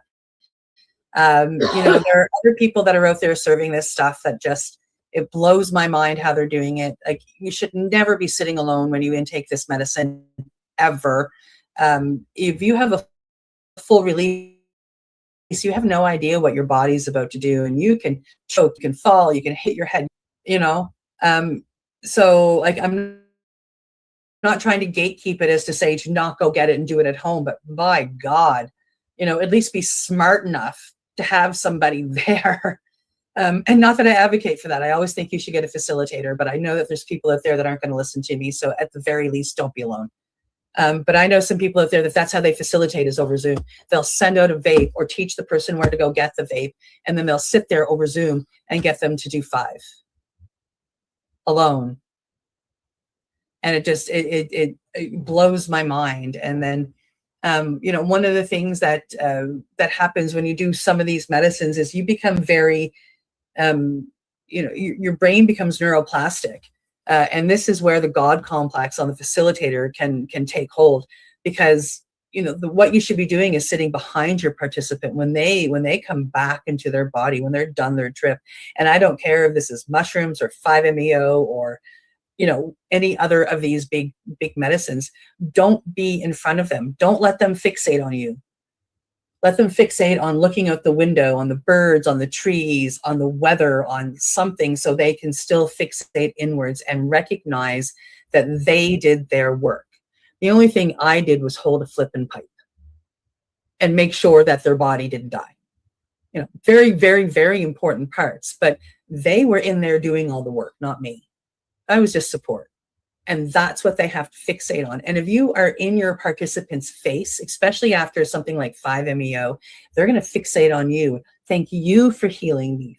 Thank you for doing this for me. And just know, right? And then, when you do a lot of these medicines, you're neuroplastic for anywhere between 6 to 8 weeks, up to a full 2 months. You can have neuroplasticity happening in your brain. And during that neuroplastic part, that's when the integration is most important. That's when you should be doing talk therapy, integration circles, breath work.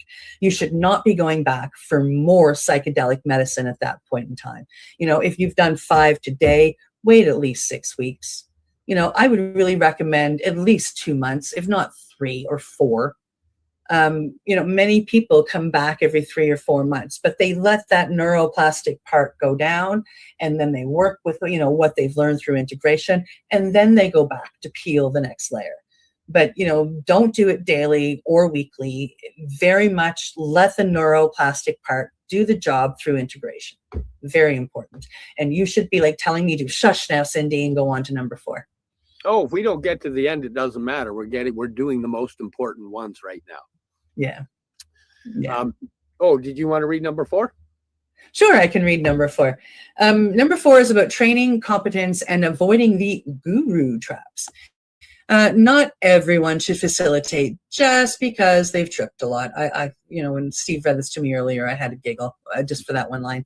A good facilitator usually has formal training, either versus CIIS, Fluent, MAPS, Embark, 5-MeO, the 5 program through Tandava, to understand the psychedelic neuroscience and psychology, and often have done their own deep personal work, sometimes including legal psychedelic experiences for embodied understanding, though this is debated. And every medicine that I have studied had a minimum of I had to have used it for 2 years. I had to understand it. I've had to have full releases, a certain amount of full releases, a certain amount of trips.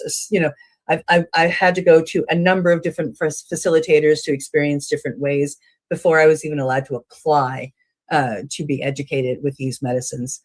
They commit to humility. The participant is the expert on their own inner world. And the guide, the facilitator, is a witness and a safety container. They're not a shaman. They're not a guru. They're not a teacher imposing wisdom. They are there just to make sure you're okay. And ongoing supervision and peer consultation and ethics continuing education are standard to prevent drift into exploitation. Such as I'm going next month out to BC to do another training week. And I go sit with my, some of my mentors when I can, just to be able to, receive their knowledge once again. And when it comes to some of my medicines, to go back and retake bits and pieces of the courses is, part of what I've already paid for and very much encouraged. I agree with number 4 very much.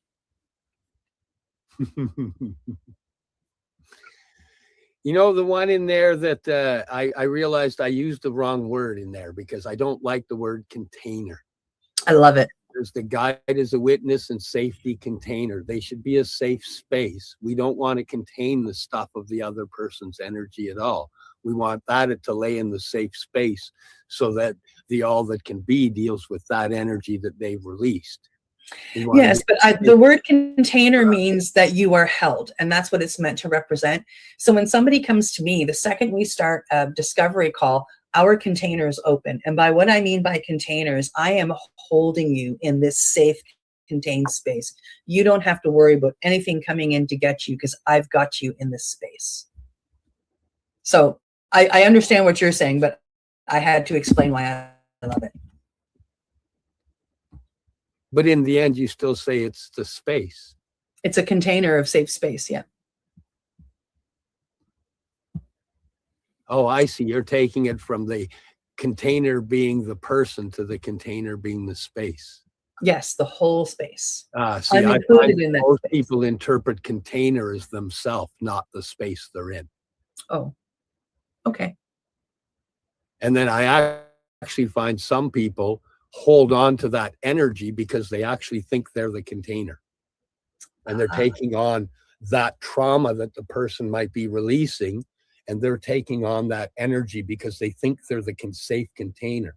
And it's like, no, let that energy fall in the space. You want to be a safe container. You, like the person, wants to be a safe container for their energy so they can create the safe space for the other person to let their pain out. Yeah. But that's, you see, and what you're calling the safe space, I call the whole thing, like, as soon as I start in with somebody, like I say, on a discovery call, my space is the container. And it's virtual to start. And when they get here, it's my home. It's the room that we do the medicine in. And, you know, and in that, they are that whole container with me holding them, they are safe to release, and they are safe to let go, and they are safe to invite in love. And, you know, it's where they can be safe, like my home, my sanctuary. For me. Yeah. Just different definitions on what the container was. That's yeah. all. Yeah, my container is your space, but it all works. Yeah. You want to talk about number 5? Sure. Cultural respect and equity. Many psychedelics come from indigenous traditions, ayahuasca, peyote, psilocybin, and mushrooms. Ethical facilitation acknowledges this heritage, avoids cultural appropriation, and, if drawing from those lineages, seeks permission, reciprocity, or cooperation with knowledge keepers. Access matters. High costs and limited trained facilitators can exclude marginalized groups. Ethical practitioners advocate for equitable models. Group formats, sliding scales, community-based programs.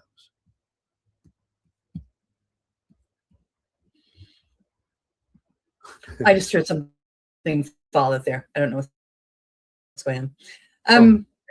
Yeah, and we talked about this ahead of the show too. This is so important. Almost every good facilitator I know that's out there has a sliding scale. None of them are free. There is an energy exchange of some sort with all of them. That's a respect for the medicine. But everybody has a sliding scale because they truly believe that, you know, everybody that, you know, qualifies to take this medicine should have the opportunity to do so. You know, we have chatted before, and, you know, you've personally heard from Gabor Mate in a conversation that healing isn't cheap. Yep. And it's not. You know, not at all, but there are ways to get it accessible. You know, different medicines are more expensive.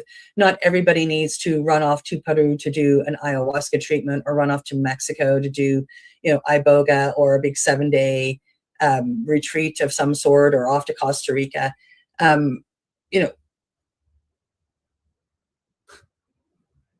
some people, I don't know what's going on out there. Some people do need, you know, like they can work within what they can get their hands on. You know, so having this medicine accessible here at a good price for people that are wanting to move forward in their healing, you know, I think is important.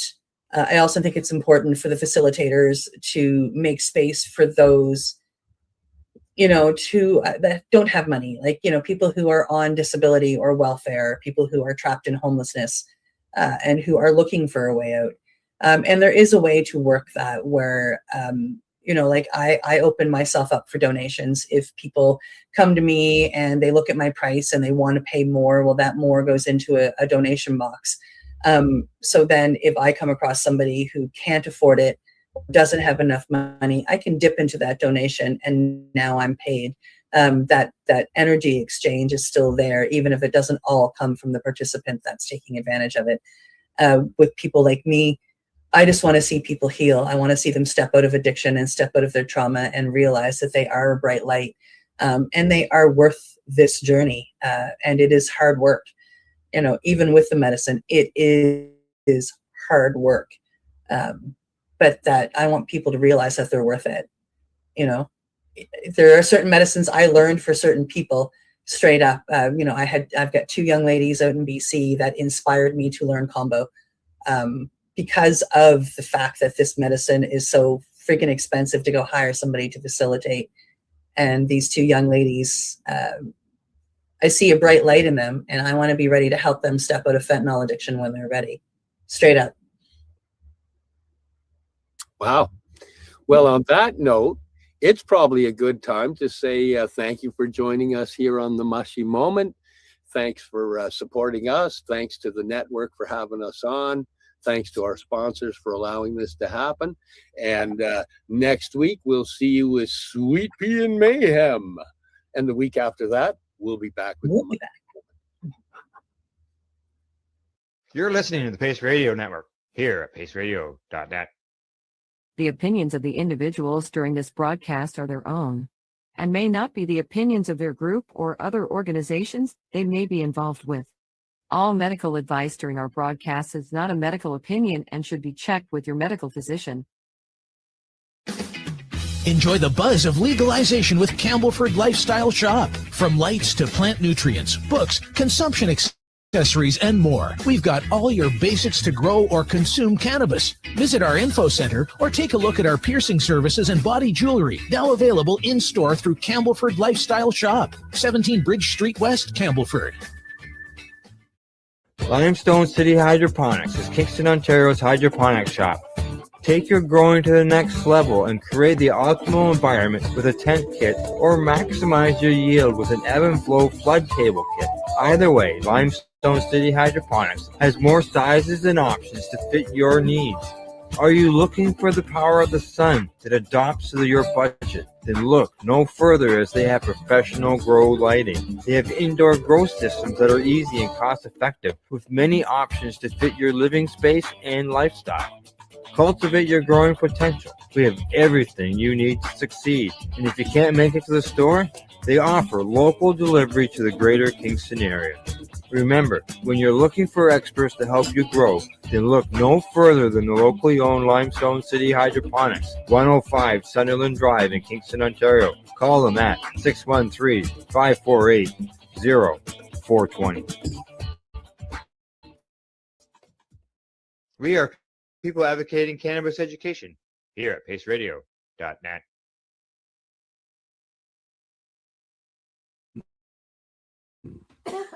You're watching the 420 Pace Reroll Saturday.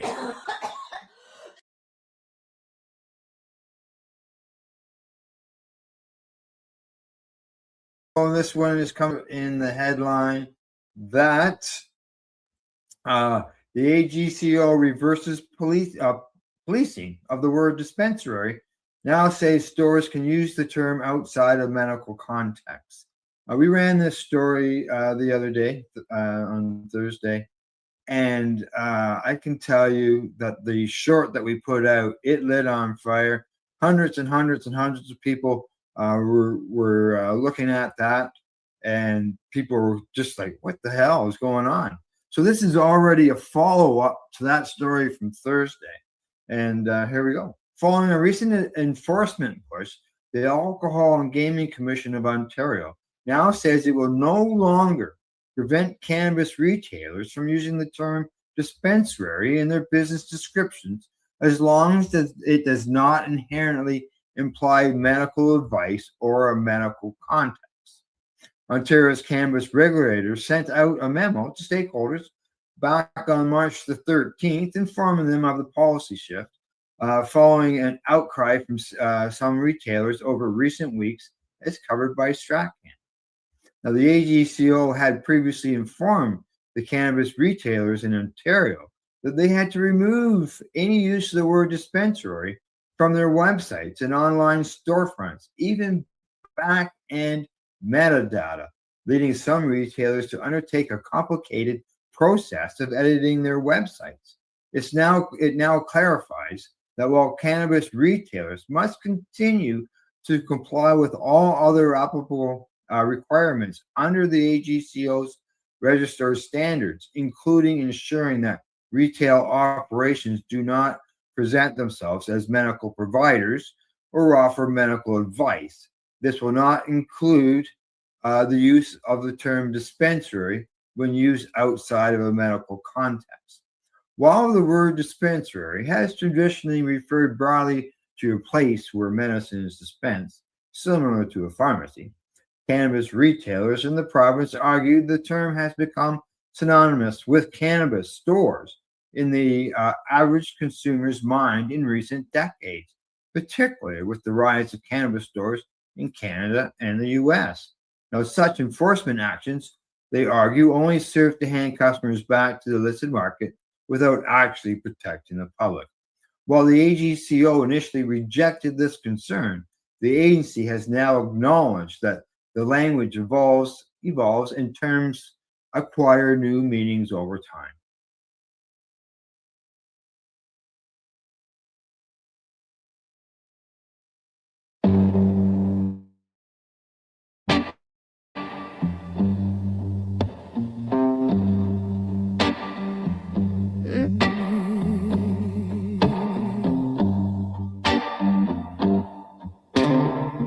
Crumpled bag on the coffee table, green dust on my thumbs. You laugh, say my eyes look ancient. We ain't even started to run. Past the grinder, past the time. Ashtray full of last week's plans. You light up, I watch the flame dancing in your shaky hands. Cannabis, you keep me honest, slow my head when it's all too strong. Little bit of hash on the edges, mix it in and it all feels calm. From the pipe to the tall grass tower, every breath just drifts along. Spark it up, let it burn, let it burn. We're singing to the fire in the bong. Oh, yeah.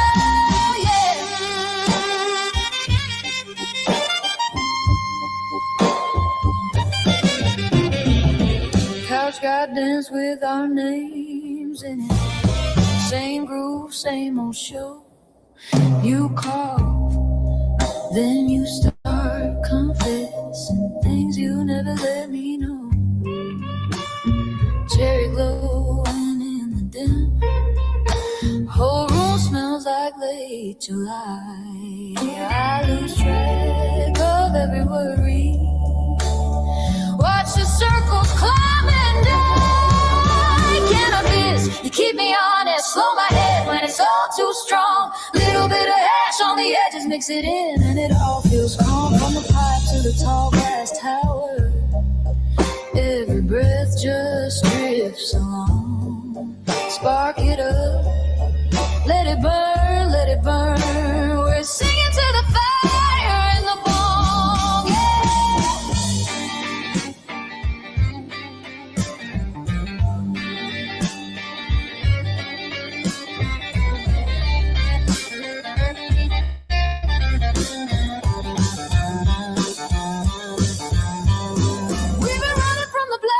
all week. Now we fade it just to feel that peace. If tomorrow hits a little too hard, save a little in the jar. Cannabis, you keep me honest, slow my head when it's all too strong. Little bit of hash on the edges, mix it in and it all feels calm. From the pipe to the tall glass tower, every breath just drifts along. Spark it up, let it burn, let it burn. We're singing to the fire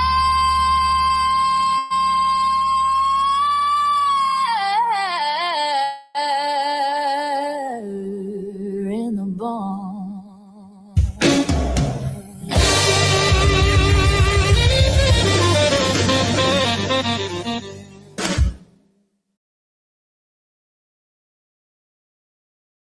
You're listening to the Pace Radio Network here at paceradio.net.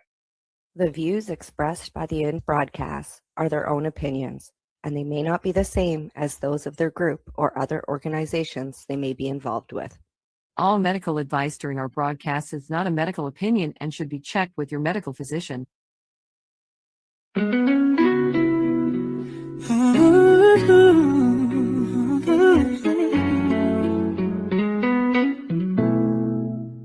Look at all that money.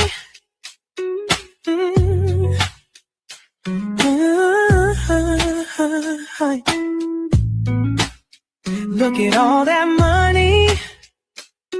Yeah, the money that they've spent. Take another look and take some time for him. Don't cut trees for paper, 'cause it hurts the environment. Stop deforestation, yeah, it's time for him. Well, an acre of hemp makes 20 barrels of oil, no need for pesticides to poison all our soil. People got no food, they got no clothes, they got no rent. Well, it's time for him. Yes, it is. It is time for hemp, and I want to thank you for tuning in to the big broadcast today. I am your host, Casper Leach, and if you get a chance, please visit timeforhemp.news. There's lots of free downloads to be found there, and it's all about how important it is to legalize hemp all around the world because this plant is amazing. And I know my joint hosts agree. We have a groovy joint host up in Canada who works diligently to let the world know that it is time for hemp, and that is Al Graham. Hey, Al. Hey, Casper, how you doing, buddy? Groovy, baby. Let people know about Pace Radio Network. All right. People Advocating Cannabis Education Radio Network can be found at paceradio.net. We cover psychedelics as well as cannabis. And just so you know, we're more than just a radio network. We are also in video. So stop by and see us at paceradio.net. And you do have some really groovy videos, and the topics that you cover are current, and they also are historic, right? Yeah, well, yes, exactly. Part of our stuff is to make sure that people are informed on what's happening in the news. So that is always up to date, what's going on there, as well as some of our guests as well. Getting new information from them all the time. And speaking of groovy information, our other joint host on the big broadcast, Al Bird, has a whole book about information. Yep, that's it. That's the one I wrote. Yeah, for country and cannabis. I appreciate you waving it around there. It's a 40-year history of basically how did medical cannabis happen anyway over the last 40 years. It didn't just happen. It happened over 40 years. So I wrote about it, and I wrote about who did it and how they did it, the good guys, the bad guys. There's also a lot of information in there about cannabis, the plant, cannabis, the medicine, cannabis use by veterans, et cetera, et cetera. And since I'm the concentration here of these, I guess I could call ourselves green geezers, since we're all interested in green TV and we're a geezer. The green geezers here have a guest coming back. These guys are actually on a repeat performance. They're in California this time, and we've been talking to them about the use of cannabis for tumor reduction, even in infants. I mean, one of the little babies was 7 months old. So now we're going to come back with that same couple, and we're going to talk to them initially about using cannabis for bone, what I call bone cancer. I've never really heard of that before, but here we go. So Hillary, Brett, you guys out there? Hey, in the river forest. Yep. They came back. Okay, good for them. I guess we treated them well. Of course. That's right. We treat all our guests well. We like to hear lots of stories and we hear lots of information, and that's why they're on the broadcast. That's right. Exactly. And you guys have some fascinating information. We've just had a half an hour of it. So I teased them a little bit about your use with cannabis products, which is FICO oil, I assume again, and FICO meaning full extract cannabis oil, folks. And they use FICO oil, not always, because you also use creams. What else you got there? We use also the medicine in MCT coconut oil, and then this is regular coconut oil. So they're just other carriers, but it's all just the same medicine. The lab tested coconut oil on the topical. Mm-hmm. Okay. Well, we also use a lot. We do 2 covers a day with the salve, but the spine and belly button and back of the neck is done with the full extract cannabis oil. And then they cover it with Tagaderm or non-woven tape and an organic belly button cover on the belly button. Okay. So now you told us earlier that in private conversation you had experience with cannabis and a tumor in the bone, or right. This is so a man, his name is Rich Brownlee. He was at Emory. We have all of his scans, lab work. Anybody wants to see it or hear it, we're glad to share with people because we're pretty excited. He's a father of 2. His wife had a 6-week-old baby when he was diagnosed with 4-stage Ewing sarcoma, including an 11-centimeter tumor in his tibia bone. All my education has told me that cannabis doesn't remove tumors from the bone. Right. There's just not many receptors in the bones. So what we were trying to do was control the cancer so that he could feel comfortable doing the surgery. He had 87% Ewing sarcoma cancer cells in his body at diagnosis. And he was in incredible pain. So he came to us and said, I've already made my decision. I just moved to a new state with my wife and my 2 children.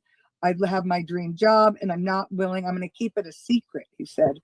And so we made an agreement that we would donate the medicine to him and he would keep track of everything he did. He would record everything. And after 6 weeks on the medicine, all his pain was gone. All the inflammation in his leg was gone. So we made an agreement that we would treat him for 1 year as long as he had no symptoms arise, because Ewing sarcoma is very symptom-oriented cancer. So we said, we'll do it. And after a year, he went and made an appointment to get a scan. It took 8 weeks. So at 14 months from diagnosis at Emory, with 0 trips to the doctor and 0 pharmaceuticals, he went in for his first scan and he is in complete remission. And the tumor in his tibia is gone. We post and share exactly what he did, exactly his entire protocol that we use. And we asked them to retest the biopsy, which we have it all proven. And they said, oh, they don't have enough to retest it. But because of the diagnosis that was done with I think it's called the Fisher test, of how many Ewing sarcoma cells in his body, the diagnosis is a definite diagnosis. And so when they came back and said it was gone, we were blown away. We really were expecting him to get a full knee replacement and all the surgery, but he was so sick and in so much pain at diagnosis, he was scared to do it because this is a cancer that does not have a treatment that works. The people that get it, they bang it back and then it comes back worse. And then they bang it back and then it comes back worse. And then they cut off their arms and legs. The chemotherapy, the automatic chemotherapy is 5 months, a lot of every week hospitalizations. It's the worst, it's the red devil, and it doesn't work. And so we've really dedicated ourselves to Ewing sarcoma. A lot of children, this is a very much child-oriented diagnosis, although Rich was a 35-year-old man at diagnosis. So We just want to get the word out there because people are dying of this diagnosis today, where if they had been given cannabis at diagnosis and treated their microbiome of their gut, which is actually the real cure of cancer, is the microbiome in the gut. Nothing whatsoever to do with mutations or genetics or diagnosis. We treat them all the same. That's all stuff from the lab by people trying to make big bucks. It's not real. Okay. So people really need to learn that. It's your gut. If you have a healthy gut biome, cancer will not spread in your body. We have zero reoccurrence, zero. And you can talk to all our people. Like he's 21 years cancer free this month, just saying. Okay. So we're giving this man, your client here, the process took a year or more. It was 14 months. Okay, and he self-administered the medicines, right? Mm-hmm. And it was fecal oil, right? Yeah, our organic 27 strain lab tested. All right, and was it what you made, Brett? Yeah. Okay, so it's your we product. don't make it with just trim like a lot of other people. We use the full plant. We untrimmed bud, boom, not the leftovers. You don't trim the bud. You incorporate the leaves. Of course. Yeah. Well, we had a guest talk about the validity of that, of including the leaves for a variety of reasons, including nutrition. Right. Yeah, right. So your product there, then, Brad, has a nutritional value that's also being played out here. Well, yeah, that's correct. That's one of the other things that we do differently is we do a long soak. Most people do a quick wash just to get, the THC crystals and all the stuff that gets you high. We're not trying to get everybody high. So yes, chlorophyll is a good part of our medicine, and it really does help affect the gut and the gut biome. Okay, well that makes a difference too, because I mean I'm trying to for the last 20 years of the 40 talk about cannabis as a nutritional product. Oh, it is, yeah. Yeah, well, yeah, and see, I've just sort of stumbled in that you understand that, and you've got that incorporated into the fecal oil. Right. Now that to me is different because I don't know everybody that makes fecal oil, but everybody that I've ever watched on YouTube or talked to personally trims it. Right. They get the trim. I've always wondered about that. Again, from a nutritional point of view, noting those leaves have great value. Why dump them on the floor? Well, I'm glad you brought that up, Brett, because I think that's really a part of the important treatment process you have. Right. Yeah, you're incorporating a lot of things in what you guys do. Seems very smart. You're 10 years ahead of the world. We're scientific. Our website, No Harm Protocol, is scientific nutrition and cannabis medicine, and that's actually the real cure to all cancer. Cannabis medicine and scientific nutrition. Say it out loud. Okay, that's what you do if someone you love or yourself gets a diagnosis. Is you don't harm yourself, you don't destroy your blood, you use cannabis medicine and scientific nutrition, and we have it outlined on our website, noharmprotocol.com. And what's that website again, please? noharmprotocol.com. Well, it's a hell of a name, guys. Did you get that? No Harm Protocol. Balance that against chemotherapy. So a no harm diet, is that like a Hershey bar and a bag of chips and a Diet Coke and a hamburger? Pretty much none of those things. We have everything. We have juicing. We make savory juices every day. We try and use scientific nutrition as a medicine. So by giving the children and adults a savory juice, the base is lemons, ginger, kale, apple, carrot, one apple, and I prefer just the skins because there's a lot of sugar in that. But savory juice every day at the same time. We use it as medicine because it teaches the body that it's going to get all the nutrients it could ever need every day at the same time. So the body naturally is more willing to let go of what is not healthy. So Well, what does it we taste train like? our microbiome. We don't just talk about them, we train them. What does it taste like? Great. Oh, yeah. I love it. My favorite juice that we make is watermelon, lemon, ginger, apple, carrot, and kale or spinach. Yeah, but the other thing, you just blow through. You guys are so out there. You don't even understand how. Yeah, Hillary said, folks, you eat at the same time. That is very important. Your body needs to have a scheduled cycle. It doesn't mean to eat 3 times a day, by the way. But what if you're going to eat, you should eat it roughly the same time every day. So that's important. Well, listen, I know the answer to this question, but I want you to answer it. So I have at my feet here, as people that follow me around, 3 golden retrievers. And they are part of my life. They're part of my family. And there's millions of us that feel the same way. So is this stuff any good for my dogs? Oh yeah, we treat cancer all the time in dogs. Absolutely. And we do it just like babies. We literally treat the dogs the same as the babies with the drops on a schedule. And we've seen great results. And I've never done it myself. So I have the patients that I've worked with that have had success removing cancer. I have Peter Kenny. His dog lived 2 years, and that's a long time with dogs because, their lifespan's a lot shorter.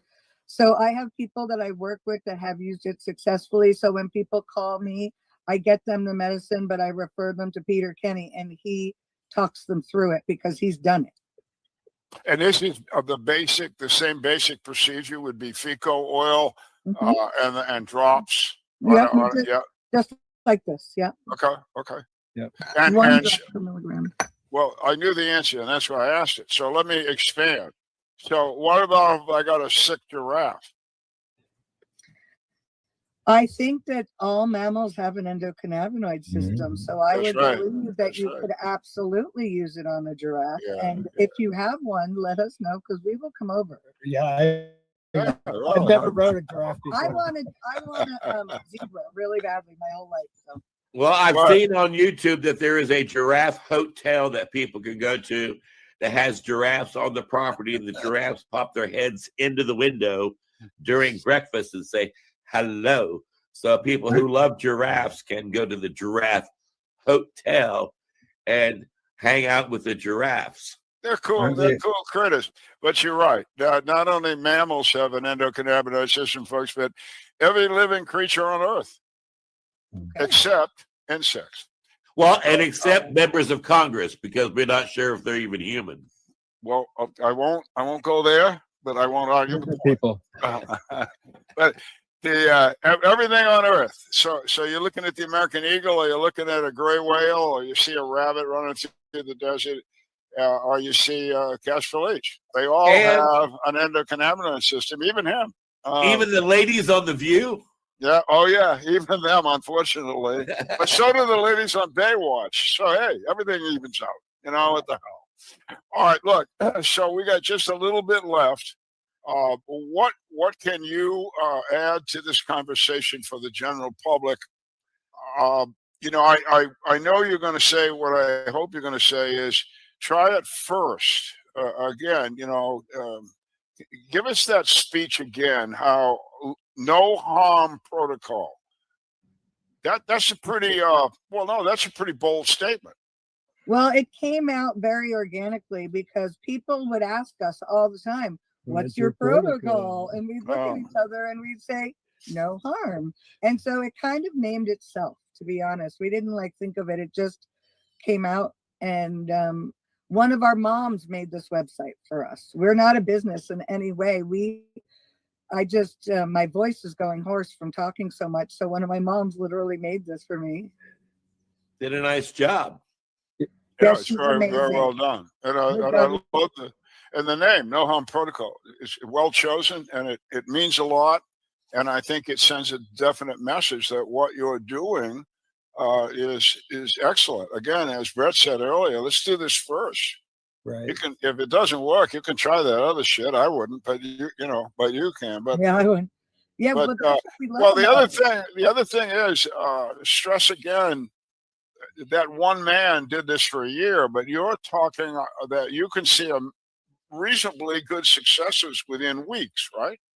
Absolutely. Grayson, for example, our first St. Jude child, she had 60% shrinkage in the first 6 weeks. We get results quickly, so it lets the family say, phew, I don't have to harm my child. And now the hospitals, when your child gets diagnosed, you can go on this medicine that day. And then it usually takes 5 to 8 weeks for them to get all the appointments, all the doctors. They send you to radiology, surgery, oncology. Make You all have the to schedules. do all these appointments. So you can literally put your child or an adult on this medicine at diagnosis.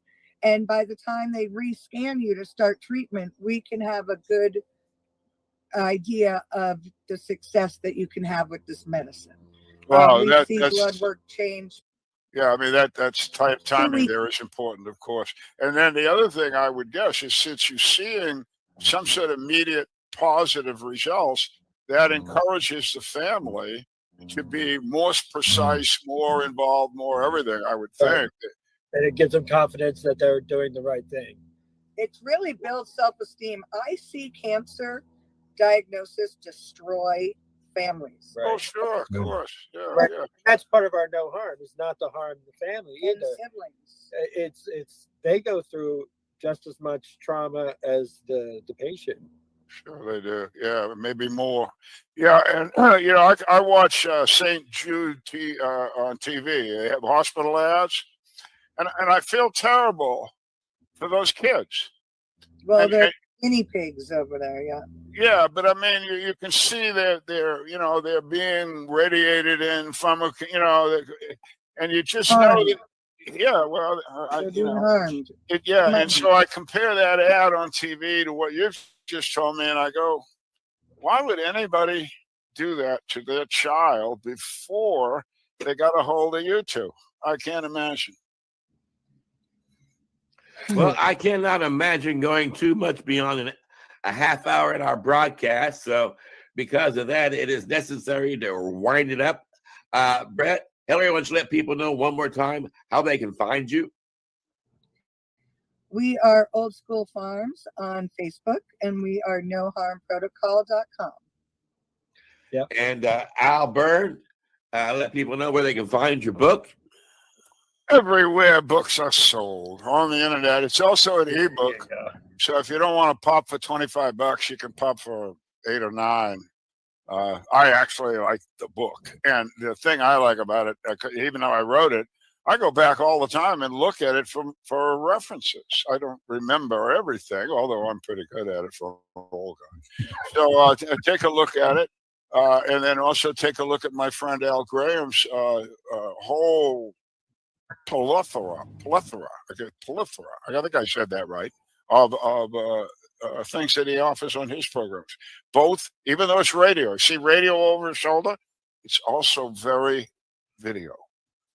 Very video, it is, that's for sure. And if you went to our, not only you got paceradio.net, but pace-online.ca, which is our main website for people advocating cannabis education, you'll find researchers and success stories of children with cannabis. And I can certainly tell you have a lot of interesting guests. And one of the things that I appreciate about your guest and my guest is that it's like getting together with family. Very seldom do we bump into somebody who's pretentious and difficult. Most everybody in the cannabis hemp movement is full of love, down to earth, and is very diligent to let the whole world know how important it is to take time for hemp.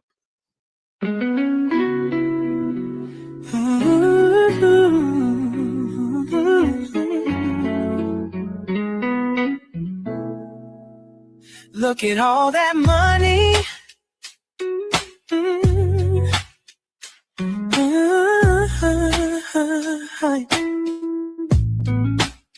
Look at all that money. Yeah, the money that they've spent. Take another look and take some time for him. Don't cut trees for paper, cause it hurts the environment. Stop deforestation, yeah, it's time for hemp. Well, an acre of hemp makes 20 barrels of oil, no need for pesticides to poison all our soil. People got no food, they got no clothes, they got no rent. Well, it's time for hemp. Throughout Earth's history, hemp has been used, no mystery.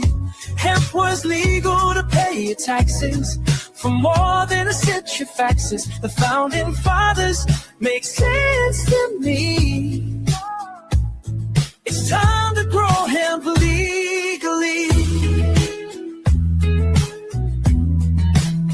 Think of all its uses, it's money that's well spent. Right now, no excuses, it's time for hemp. Sustainable green industry, that's our intent. A better place this world will be, it's time for hemp. Fuel and food and clothes and soap, housing, cars, yeah, cars, no joke. Henry Ford built a car of hemp. It's time for us to do it again. People being pilots far with Valentine as it's meant. Right now, it's time for him.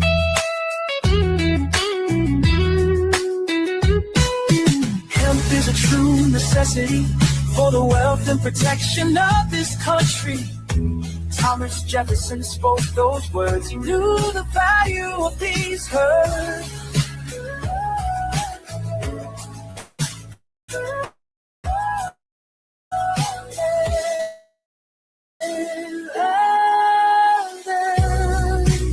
It's time to lift the helmet. It's time to make a strong stance. Well, yes, we can. I know we can. We can make a difference. Yes, we can. Just like birds of a feather, we can work together.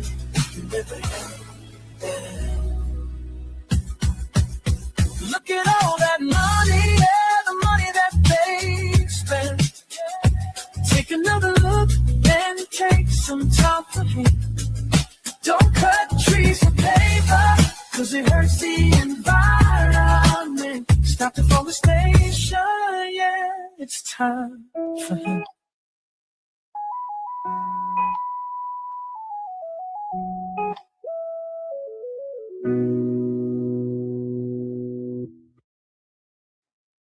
Time for Hemp is a Pace Radio Network content provider. You're listening to the Pace Radio Network here at paceradio.net.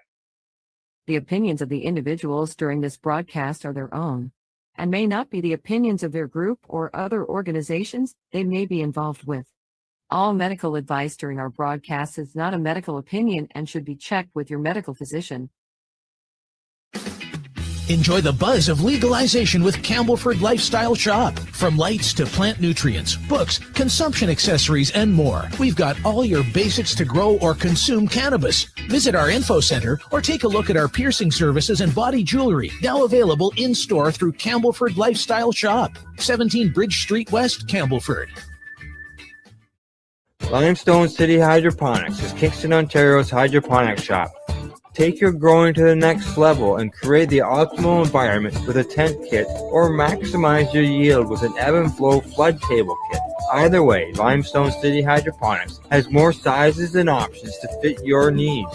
Are you looking for the power of the sun that adapts to your budget? Then look no further, as they have professional grow lighting. They have indoor grow systems that are easy and cost effective, with many options to fit your living space and lifestyle.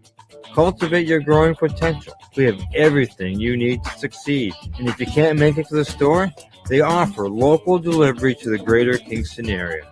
Remember, when you're looking for experts to help you grow, then look no further than the locally owned Limestone City Hydroponics, 105 Sunderland Drive in Kingston, Ontario. Call them at 613-548-0420.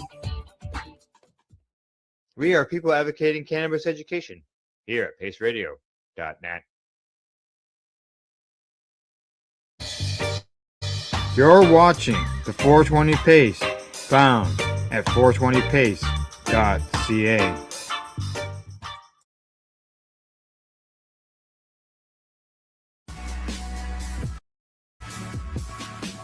Tune 4 p.m. Eastern Time on 420radio.ca.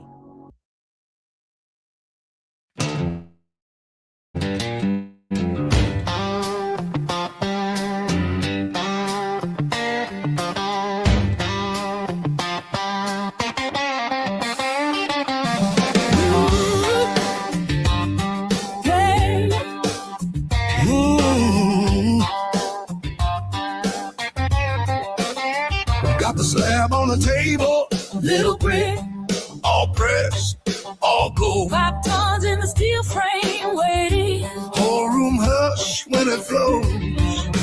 Ross and back, That custom mold, fill it up, tuck tight. then load and press. We just trying to keep lungs still shining. Do it calm, do it clean. He makes the trichome flow. Slow drip, let the pressure go. From the flower to the glow. Solving free, keep the spirit in me. High in the mind. All that for harm reduction, Yeah. but the method low key. He makes the trichome flow. Loading on the paper like honey on the snow. That's a 710 code. Ooh, see it pack in the mold. Put it into the Rawson bag. First squish, then the shine pulls through. Little river on the parchment flowing.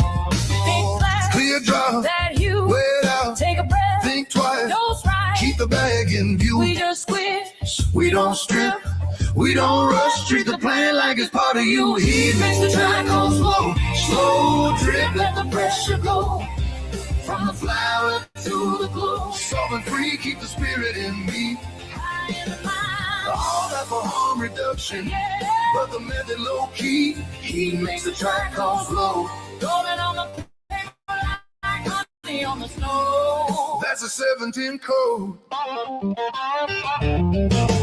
Smooth as silk, Brittle like glass. creamy like milk. Pull in your rig Light the torch, or push the button. Get you medicated like nothing. He makes the trichome flow. Slow drip, let the pressure go. From the flower to the glow. Solving free, keep the spirit in me. high in the mind. All that for harm reduction, Yeah. but the method low key. He makes the trichome flow. Rolling on the paper like honey on the snow. That's the 710 code. Feel it in your toe, feel it in your head. Body temperature, Up it goes. forehead sweat. Where's the bed? Things calm down, body sweats disappear. Wow. Memories of their first dance. Ooh. Makes the trichome flow. Slow drip, let the pressure go. Let the pressure From the go. flower To the glow. Solving free, keep the spirit in me. Keep the spirit in me. All that for harm reduction, Yeah. but the method low key. He makes the trichome flow. Rolling on the paper like honey on the snow. That's a 710 code.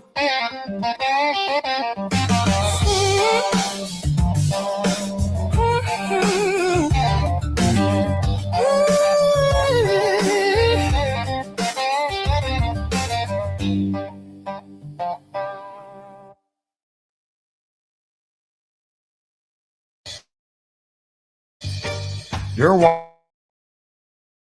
watching the 420 Pace Network, found at 420radio.a and paceradio.net. You're watching the Three High Guys with Al, MJ, and the other Al on the 420 Pace. The opinions of the individuals during this broadcast are their own and may not be the opinions of their group or other organizations they may be involved with. All medical advice during our broadcast is not a medical opinion and should be checked with your medical physician. Nice day today. Hey, guy. No. What's this? Alan! Alan! No, I don't think you can hear me, you know. No. Alan! Alan, Alan, We're over here. Al, We're over Alan, here. Alan, Alan, We're over here, man. Alan, Look over there. Alan. No, that's not Alan. Steve, Steve. Steve. I don't know any Steve. Steve. Okay, boys, have plan to you break seen out this before your before? fish fingers out. Come on. We have some scuba divers No. approaching. Now, you know the drill. Everyone into position. Okay? 2, 3, 4. Da-da. Da-da. Da-da. Da-da. Da-da.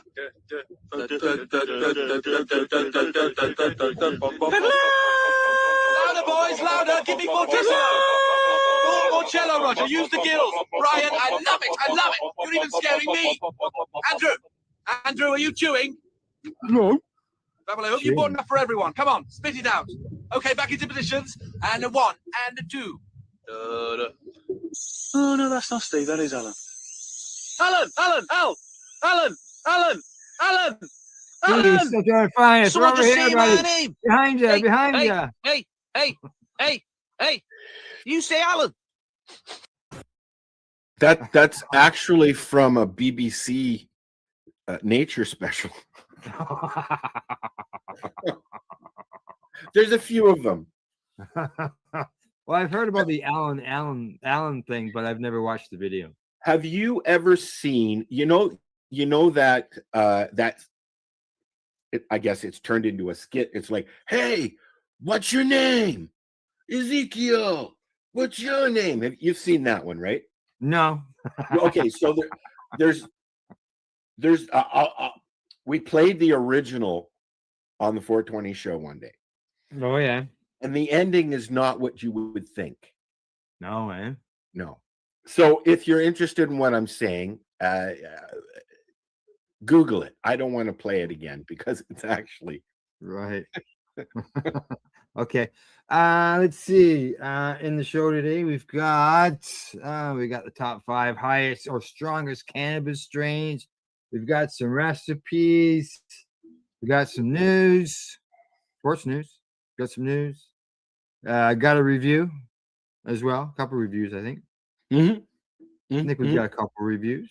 And we're going to also watch Sherry and Baker's newest bit at Elevate. She went to Elevate a couple of weeks ago and did a little thing for us. So we're going to show that as well. And because I'm really into this show and I enjoyed the movie too, The Day of the Jackal is now playing on Prime. And Okay, it's a so we'll new, get into that and the entertainment end of things. Yep. So we're gonna Good, watch good. the trailer as well. Yeah. So what else is new and exciting before we get into the top 5 list? My eyesight is shitty. I can't see a fucking thing. Everything's blurry. But and it's snowing. It's snowing. Well, while we can chuckle at that, it's a medical reason, I would assume, why everything's blurry.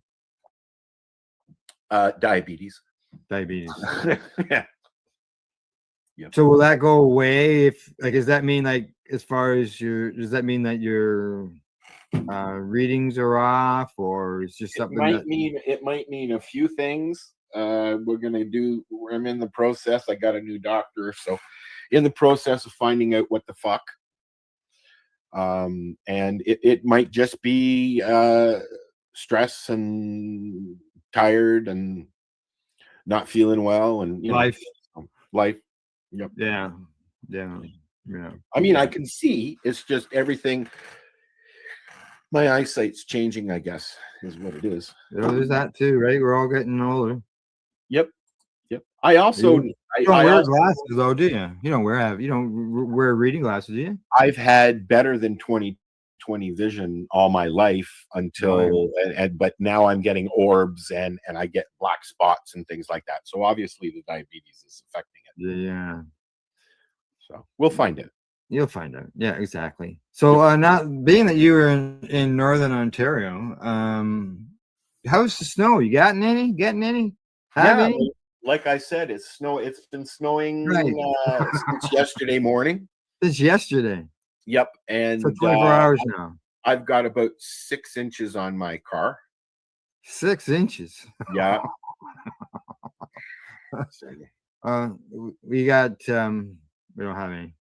We just Snow. have green. We just No have green snow. grass. Nope. You're gonna have a very mild winter this year. Yeah. No, The, we're supposed to have an El Nino year, I believe. Oh yeah. I've been told a couple of different things. Yeah, me too. Some people said it's going to be a mild. Actually, you're the second person telling me a mild, and another person has told me it's supposed to be really rough. So I find the best place to get the most accurate information is from the Farmer's Almanac. Oh yeah. You know, I mean, Well, the Weather they Network track everything. Well, I watch the Weather Network too, but Yeah. they go by the almanac as well. So there's not a lot of. I'm not looking at a lot of snow. Let's just say, but we will finally. Our highs will finally be in the negative numbers in about a week's time. yeah, it's going to be -9 on Monday, and it was -5 today is the low up here. Oh, that's your low. That's not your high then. So No, okay. well, I'm high, but yeah. Yeah.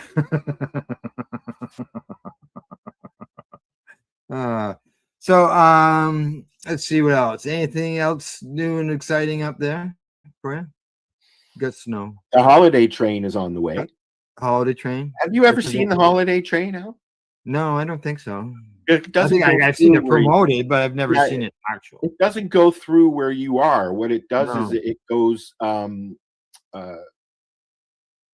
It comes up from Toronto and Yeah. goes right up to Thunder Bay and beyond, and it goes through the provinces and heads out west. Mhm. I'm not sure if it goes all the way out west, but I know that it comes through Terrace Bay. It doesn't stop here, but No. it comes through here because we're a train town. Yeah, I was gonna say And, it's too bad it doesn't stop there. well, you see, it stops in Marathon, which is an Yeah. hour south of us, and then it comes through Terrace Bay on the 2nd on the way to Shelburne, Schreiber, which is the next town up, and they actually have a thing there. They do a thing. Right? Oh, There's okay. usually a performance there and all that kind of thing. Right. It's just 10 minutes up the road, but we have a big train field here because of the mill, right? Mm-hmm. Yeah. Yeah, I guess it's more of they stop there. If they stop there, it's more. It wouldn't be for the holiday train; it'd be more of commercial. Yeah, CP goes through, and I think hey, dog, lay down, please. Thank you. Sorry. Like I said, it goes through. I think probably a half a dozen trains go through a day. Yeah. Eh? Rose, lay down or leave. Thank you. Snacks. Excuse me 1 second. Oh yeah, go ahead. Go ahead. Sure, come back with the Argue with my dog. You argue with your dog. Okay. All right. We'll do that. We'll do that.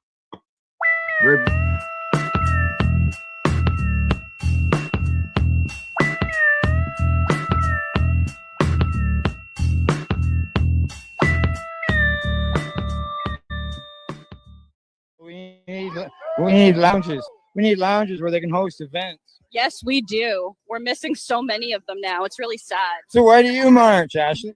Oh, because this needs to be legal everywhere, and we need to change the face of legality too. We definitely need lounges. Exactly. We used to have a lot of them in Toronto. Not Yeah. Now there's Exactly. like 4. We'll get there. You know, as I said to people earlier, when cannabis was illegal, we were marching for cannabis law reform, and we're still doing that today. To this day, 100%. We still need up all of our legal limits to allow for medical patients to actually get some form of relief. Why should someone get arrested with 32 grand, second 32 grand, when you can go places and buy substances with greater quantity? Right?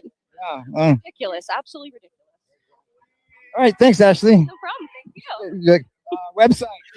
SofaKingGoodBakery.com. Okay. Hey, thank you.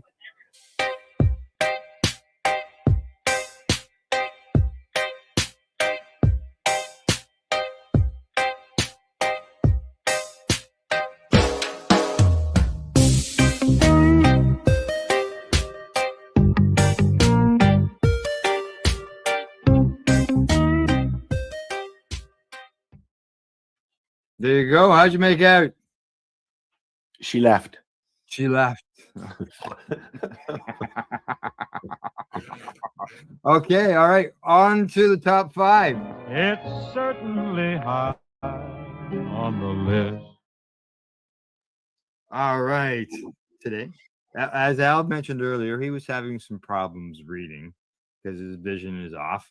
So I went and grabbed the top 5 list, and it says the top 5 strongest cannabis strains of 2024 update. What do you think, Al? What do you think's on this list? I'm thinking some Kushes. Mm-hmm. Yeah, I can see that. Be some yeah, cushions on there. And some heavy sativas. Heavy sativas. Oh, all right. Let's find out. Here we go. I'll just scroll right down to the I list. don't know what to think, actually. I know. Here you go. Cookies gelato. Oh. It says it's combining a sugary sensation with Girl Guide cookies and gelato. I know I've grown a bubble gelato. Very nice. So yeah. They say THC is around 28%. Hmm. Mm-hmm. Do you like a high THC or do you like a low THC?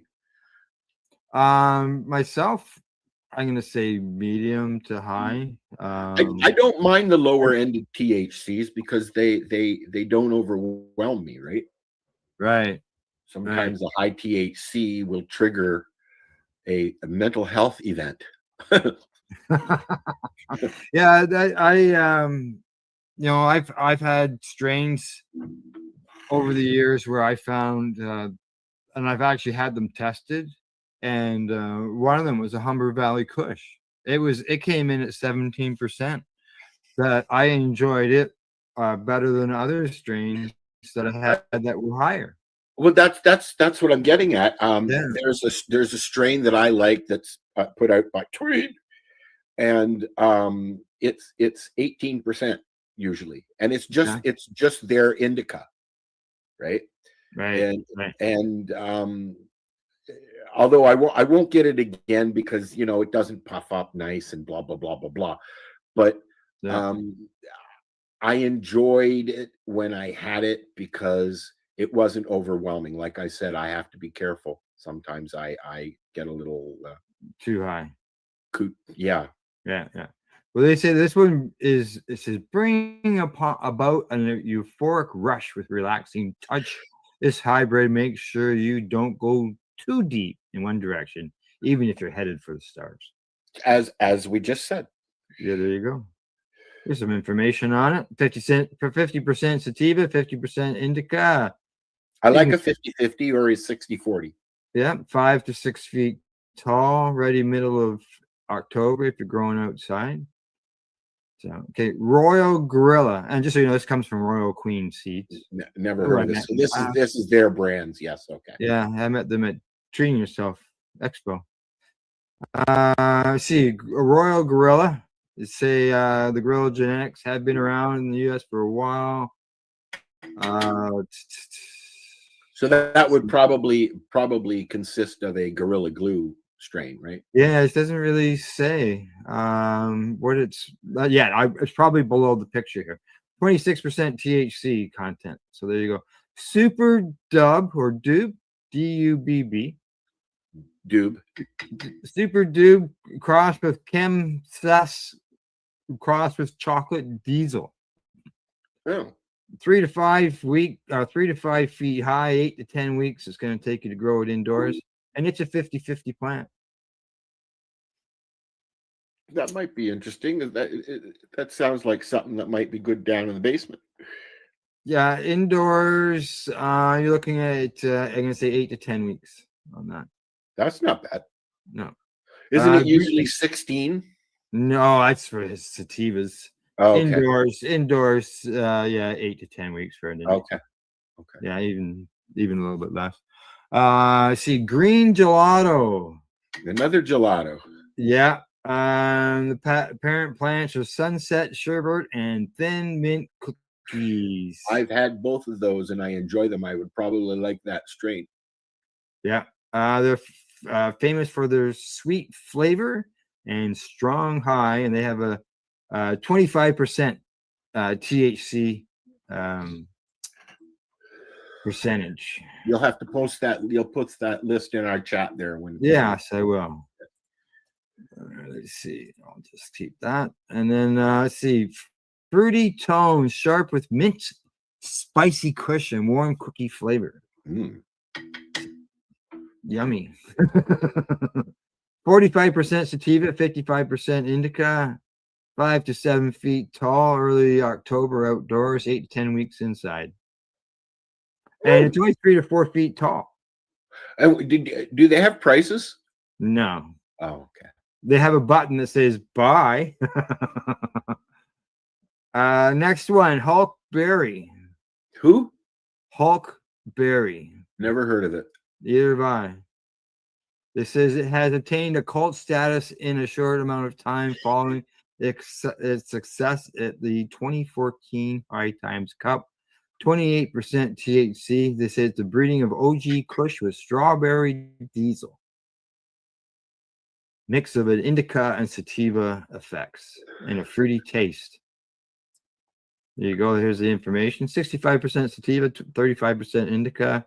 Late September outdoors. Wow. Huh. That's nice. Nice and early. The high is clear and uplifting. Huh. Triple G. What do you think's in this? Let's see. Cannabis? They say, yes, it's a coincidence that the name of the strain is similar to that of a WWE wrestler. I was thinking more along with 3 different gelatos or something when it said Triple G. Yeah, they're going off a Triple H. Yeah, yeah. Okay. It's an indica dominant, means it'll more than get you relaxed and euphoric. And it says it might go a long way in treating your systems. Expect the taste of berries, candy, and chocolate to hit your tongue. Will spice, diesel, and earth tones waft around you. I like the idea of what hits your tongue, the chocolate, candy, and berries. There we go, 26%. Are you Glue by Gelato? Who? Gorilla Glue 4 by Gelato 33. So there's your Triple G. Gorilla Glue Gelato. There you go. There you go. Top 5. Yeah. That's yummy. I like that last one there. I might have to. Yeah. Yeah, so do I. Oh, check on those. Hi to our viewers on YouTube as well. Hi. Can you post that link yes. in our chat? I will. Okay. Are you high? What are you smoking? Yeah, what are you guys smoking? I'm smoking roaches, unfortunately. It's the last week of the month. So there's our 5 strains. I should have put that in as part of the comment, but I didn't. I just put the link in. Today, I'll be getting into that in the review, which I believe is probably coming up shortly, and we'll get into that. So, all right. Anything else you want to add to the top 5 top 5 list? I got to look at that list. Can you see it? Well, that's the thing. I said I got to, and yeah. You'll have to take a look. Like I said, I put the link in the chat, so anybody who's wondering can take a look at it. All righty. Okay, let's make our way along. Let's go from what's going to get you super high with the strong THC levels to something that's going to help you with your munchies.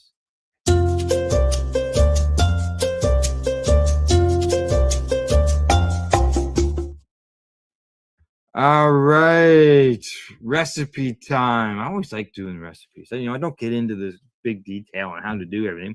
We just sort of name off what they are, right? And I'll end up putting the link in the chat. I'm gonna put that in right now. Recipes. I'll make sure that I put the word recipes in there so everybody will know what I'm doing, what it's for. So there you go. Yeah. So the recipes for today, they are coming to us from Food and Wine. Ooh. Food and Wine. Yeah. Where's I cannabis recipes? I like that mainstream websites are picking up on cannabis recipes and stuff like that. Yeah. That was when I did the search. That's what I thought was. Well, wow, when that's I was fun. looking for stuff to talk about today, I actually I posted a short clip of Matthew McConaughey and the chef making steak, Gordon Ramsay, and they were using spices to season their steak. McConaughey style spices. So I thought that was interesting. Right. I was watching the video before we started, actually. Okay. So the 9 cannabis recipes to try at home. Here we go. There you go. 9 of them. Number 1. How to make cannabis. How you make butter. So this recipe list includes how to make butter. All right. Is that a You got little cannabis video? infused tea with rose and lavender. I do that. I if you take a little bit of cannabis and some mushrooms and stick them in one of those reusable pods for your Keurig and let it run, there you go. Bingo. Okay. You could even put some Rose. lavender in there if you wanted to. And you just gotta click on the link. It says "Get the recipe." It's right there. There you go. Yeah. Cannabis infused citrus caramel blondies. Oh my Lord. Sounds good, doesn't it? Orange zest and caramel all go into these show-stopping blondies. The recipe is modified version. Swapping in canna butter in for unsalted butter. Yep. Cannabis infused olive oil. I have some in the fridge. So do I. I was working with it yesterday. Cannabis infused pasta with clams and green chiles. No, thank you. Yeah, I'm not into the clams You're right either. All right. Let's see what else next. Cannabis infused olive oil citrus cake. And look at it, it's got the citrus right on top of it. It's a cornmeal cake with a vibrant citrus glaze and fresh fruit add layers of tart sweetness. I think you'll like this one, Al. Cannabis infused chocolate pretzel cookies. Oh, I see Al is gone. He's had to run off. I don't know where he's gone to. I had to get some water. I'm sorry. Okay, I didn't know you left. I just happened to change what tab I was on just to check to make sure on things, and you were gone. Perfect cookies. Yes, cannabis infused chocolate Pretzel cookies. Ooh. You know, I'm not big on chocolate covered pretzels, to be honest with you. Pretzels, no, chocolate is made to be with chocolate, and pretzels are made to be with pretzels. Yeah, it's. I like chocolate covered. I don't like the flavor, the combination of the chocolate. Oh, really? They have, the rolled gold. I've gotten a bag of the rolled gold. Yeah. Yeah. Okay. Let's see what's next. Cannabis infused brioche French toast.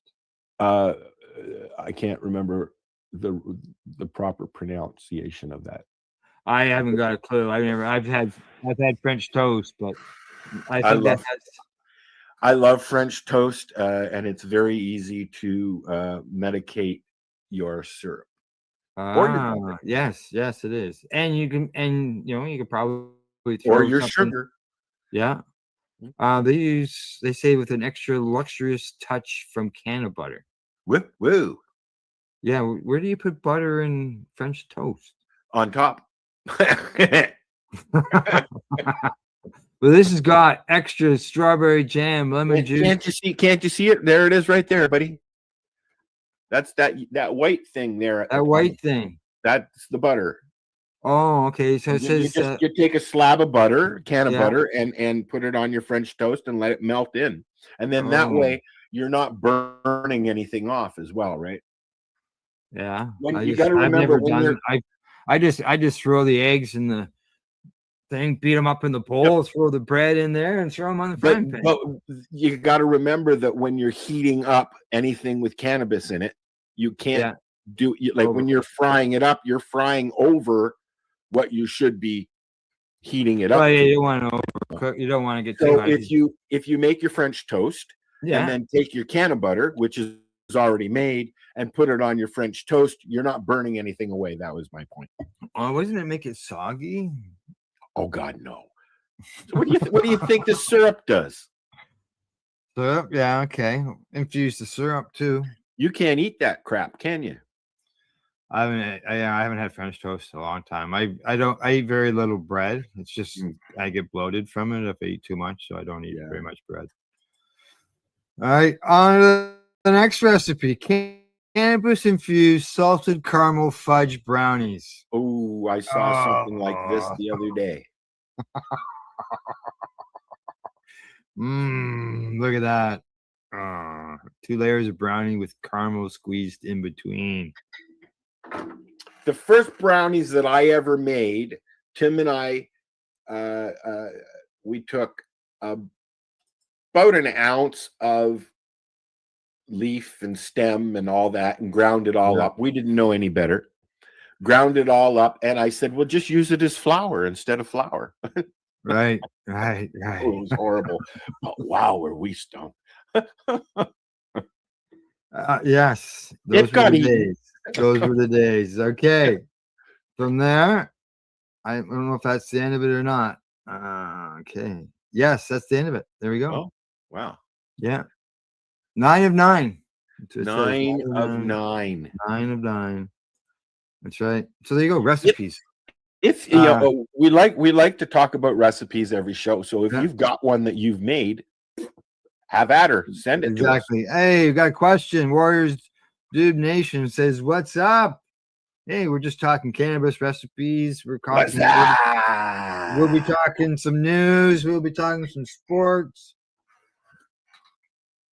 We'll be talking about a few things. All righty. So recipes. Done that. Anything else you want to add to the recipes? I had one that I posted. Let me find it here really quick. All right. Because I thought that this would be a good one to medicate. And I posted it. And it's a little video, so we can watch the video. And all right. 1 second here. How do I do this? Share this one. Yeah. Share that one. All right. So let's watch this. Yeah. And then this would be very easy to medicate. You just medicate the chocolate and then do the steps that it tells you to do. Is that sponge toffee? It is. Let me. Cold come Christmas morning, and this is the perfect gift for those people because it's cold, not in the conventional way, but it's cold cane candy, and it's super easy to make, highly addictive, and just flat out delicious. That's so damn good. We start with our main ingredient, our cane sugar. Then we get a little bit of sea salt, and finally our golden syrup. It's got a really unique flavor, and I really highly recommend it. You can always find this in the British section of your grocery store, but if you can't find it for some reason, use honey or corn syrup. I know that little voice in your head is telling you to mix this, but that's not what you want to do. Just let this dissolve over medium heat. When it's dissolved, we're going to add in the candy thermometer. When it comes up to 300 degrees, we're going to take it off of the heat, whisk in our baking soda, and then pour it into a dish. That's it. It's very simple. Just don't fuck it up. The temperature rises quite quickly here. Heat about 298 degrees. Add in my baking soda. Then I mixed it for about 10 seconds here. You can see it just starts expanding. It's fully incorporated here. That's when you want to add it into your baking dish. I've lined it with wax paper just so it comes out of the pan very easily. And you can see once I pour it in, you can see it expanding up. Super easy way I think so. pot is to just fill it with water, bring it up to a boil, and all that sugar is going to dissolve, and this pot is going to be spotless. I got my candy foam now. All I got to do is smash it up into bite-sized pieces. You want to make sure before you start breaking this, it's fully cooled. So I usually let it sit out on the counter for about an hour and then pop it in the freezer for about 15 minutes. And then that way I know when I'm breaking it, it's completely cooled and it just easily breaks apart and melts in your mouth. That's so damn good. You can use whatever chocolate you like, but I've got some delicious dark chocolate. It's going to taste really good. I like to melt my chocolate using a double boiler. I also got my cookie crumbs in a separate bowl. Everything's ready to go. Once the chocolate's melted, you just dip in your honeycomb candy. You can partially dip in it or completely submerge it. Just toss it into those cookie crumbs. Roll it around for a bit, then lay it onto a baking sheet. Let it harden. And then, honestly, you have your cold canned candy, which is freaking unbelievable. Everybody has a few naughty people in their lives who deserve to get cold come Christmas morning. And this is the perfect gift for those people because it's cold. Not in an conventional way. There you go. Uh-oh. That's all right. We'll take it off. Yeah, that I think that would be a really yummy, and it's cold, so you could use it for Christmas. And you can infuse the chocolate for sure. I think everything there you infuse. I think you could as well. Yeah. I think the best way to do it would be when you're making the foam. Put some RSO in there, like you said. Yeah. Yeah, it's put some oil in there or whatever. But you butter, whatever. Yeah. If it would, I'm not sure because it mentions how you cook it off until you get it right down to like you want to stir it, but don't stir it.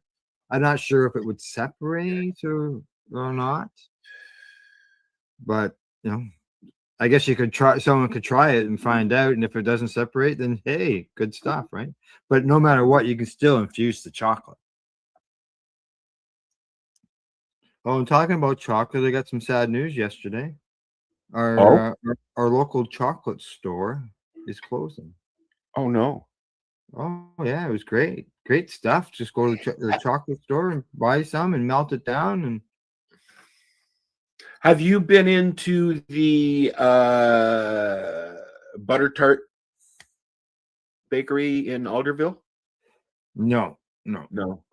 I don't travel that direction very often. It hadn't opened before I moved, so I didn't get in there. Oh, okay. Yeah, no, I couldn't tell you. All righty. Well,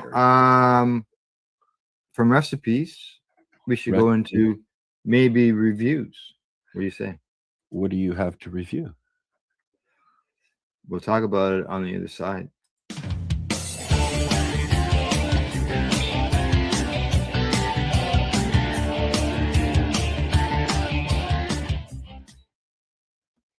Today, for a review, I've got a vape cartridge that have you ever had something that you put it away someplace and you've lost it? Yes, I have a button that I've been saving that popped off my fucking shorts, and I finally got some thread and a needle, and I can't find the fucking button. Well, I couldn't find this vape cartridge. I didn't know where it was. It went missing. It was still in its package. And it turns out that when I got a coat back that I had left at a friend's place, it was in the coat. It was in the coat, and it was at Buddy's place for over a month. But I didn't know it was there. I thought, I looked all around, but I couldn't find it. But that explains why. So yeah, my vape cartridge that I got here today because I can't smoke joints in the house. It is from Legacy 420. You find them at legacy420.com. And the strain that I am doing is called Tangy.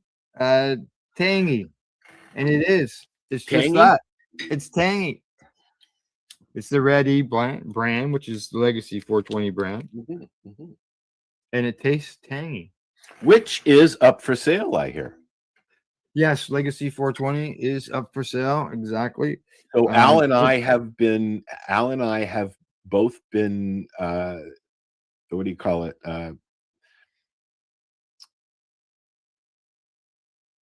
Interacting with Tim Barnhart since Legacy, literally since they opened, because we were at the opening. I remember. Yeah.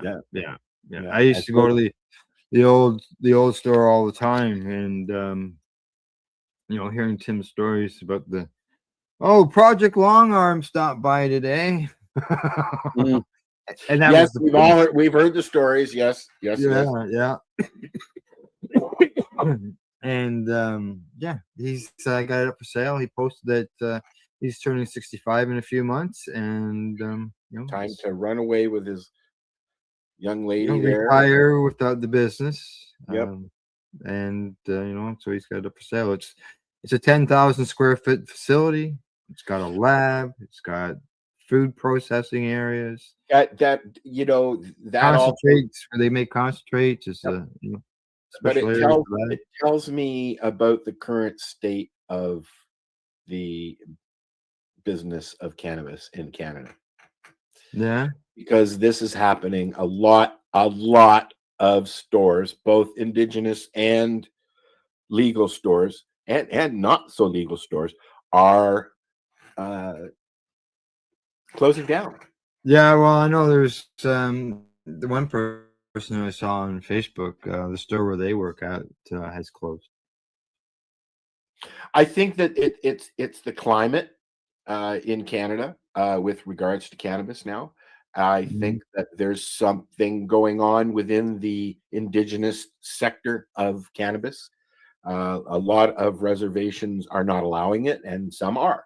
Southern Ontario has a lot of reservations that are allowing it. We have none up here in Northern Ontario. No, yeah, well, it's up to each reservation, just like it would be up to, for example, down in the U.S., up to each state. Here is federal legal, but we still have the provincial regulations, which vary from province to province, and same with municipalities, right? And then we have our federal medical program, which is so medical. Yeah. I saw a post by Allison Murden. She was mentioning that she was talking with a patient who informed her that the doctor said to them that Health Canada is being really questioning a lot of stuff that's over 3 grams. So they're trying to push a 3-gram limit for home growers. For home growers, that's what they're getting in the clinics. As far as like a patient goes in and gets a clinic, and then they purchase their cannabis from the licensed producers, that's 2.5 to 3 grams. But at one time, like it was much higher, something like 14 when it came to the home growing end of things. My first was 3 grams, because that's what he gave me.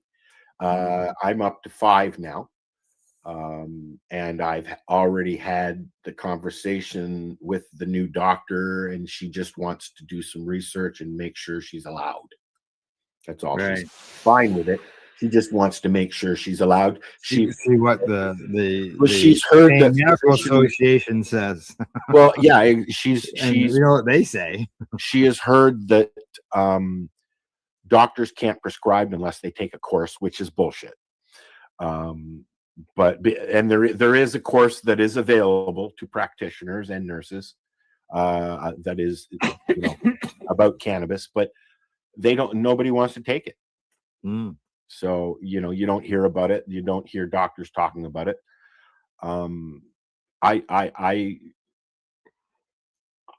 I spent the last 35 years with this doctor and learning, and he had to learn, and so what's up, Al? You okay? Well, I was trying to see in my review here. I thought, okay, let's see how much of a cloud of vapor I can create with it, and of course, that didn't work, did it? That leads to a coughing when you do that. So, but no, it tastes good. I'm enjoying it. I can't give you any numbers on it or anything like that. I can just tell you it is. It is what it is. It is what it is. It's Legacy 420's Red E brand that they produce themselves. So the numbers were they're not on the package here that I've got with it, but it was on the board when I bought it. I just can't. It's been a while. It was like I said, it was lost my coat. So what are those worth? and you know something that you guys always see me with in the videos is what, because I'm using a vape pen. But this battery, it doesn't seem to die. Really? It just keeps going. It's it's excuse me.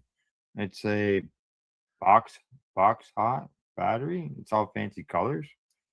But it just keeps on going. Like I think I've only charged it like twice. Like when I got it, I charged it, and then once since then.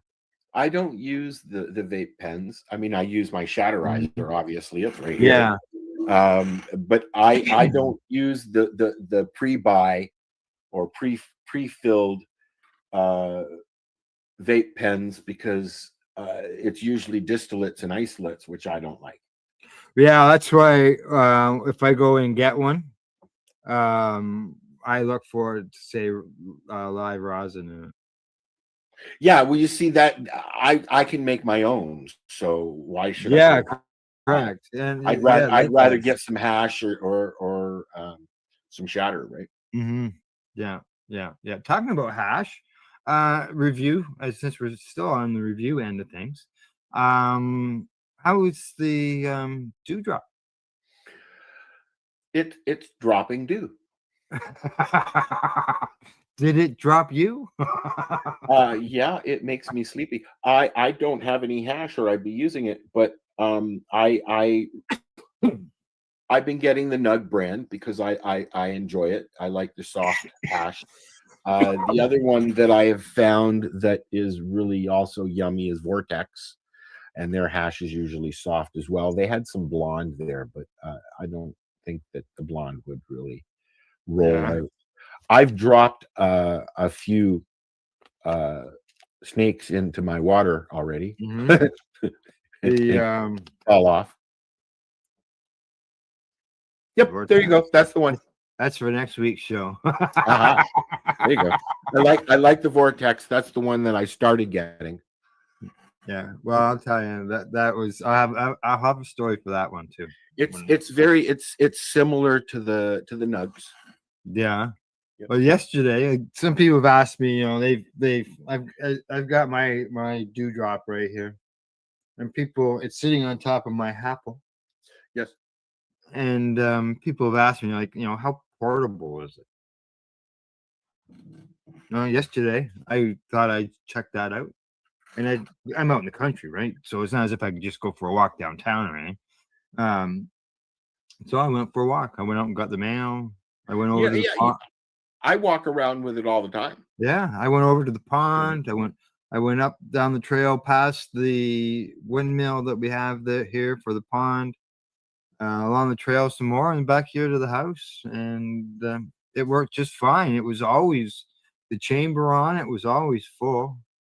I wouldn't take it with you in the car or anything, but you know. No, not. Yeah, I wouldn't take it to try to use in the car. I'd take it in the car to take to someplace to use someplace else. I'm trying to get Tyler, the owner of My Cannabis here in Terrace Bay, to bring them in. Yeah. I think that his hash people will like it. See this thing right here? This thing here, which does have a lid on it. Okay. Yep, you're going for Dave's trick, are you? Yes. Going for Dave's trick. Dave suggests that in order to clean your apple, and just so you know, or your dewdrop, or the dewdrop, because the dewdrop fits in here as well. How many dewdrops will fit into a can of dewdrops? Oh, probably two. You might get two. You might get two apples in here, but I don't think you'll get two dewdrops. You put your ISO, or if you've got high grade alcohol, whatever, put it in here, right? And then at the end of the day, when you're done with your apple or your dewdrop, you just take it and you stick it in here. You put your lid back on it, right? So your alcohol doesn't evaporate. And in the morning, you take your lid off, pull your apple out, rinse it. You're done. Yep. It's clean, ready to go. Put the lid back on, and your alcohol is I have still not. there. I have not found anything that's big enough for it yet, so I'm still looking. But you know, I have noticed, Al, if you take the dewdrop, and I don't have a Apple, if you take the dewdrop and fill it completely with hot water and just shake it and then dump it out, it really cleans itself really well. And then once in a while, I'll do the ISO thing as well. Right. Well, you know, mine is dirty, and it's dirty in the photos I took of it yesterday, but it's dirty because I used it. So, but it's due. It's due to be dunked and cleaned. So, alrighty, we're done that into things. Review that done. I'm gonna run another promo right now. Okay, on the Apple, and then we get back. Oh no, wait, hang on. I'm gonna hang on on that thought. Make up my mind, Al. I want to make up your mind because I want to time some things here. So we're just gonna have a quick 20-second break, and then we're gonna head to the news. Okay. Sounds good. Okay. All right. We're right back, guys. Are you looking for non-stop, continuous cannabis and psychedelic programming? If you are, then turn your browsers to 420radio.ca or paceradio.net, where you will find the 420 Pace re-rolled Saturday. Everything gets started at 8 a.m. Eastern Saturday morning. Hey, there we go. Don't forget, catch that Saturday morning. Non-stop, man. Works really good. What do you think? I'm sure you We need enjoy to it. put some cartoons in there as well. What's that? We need to put some cartoons in there as Put well. some cartoons. Saturday morning cartoons. Hey, there you go. Yep. Hey, I guess I didn't ask this question before. News. Do we have a news article? Or were we too high before the show to think about that? There is one here. You got one? Well, I don't remember what it is. I'm looking.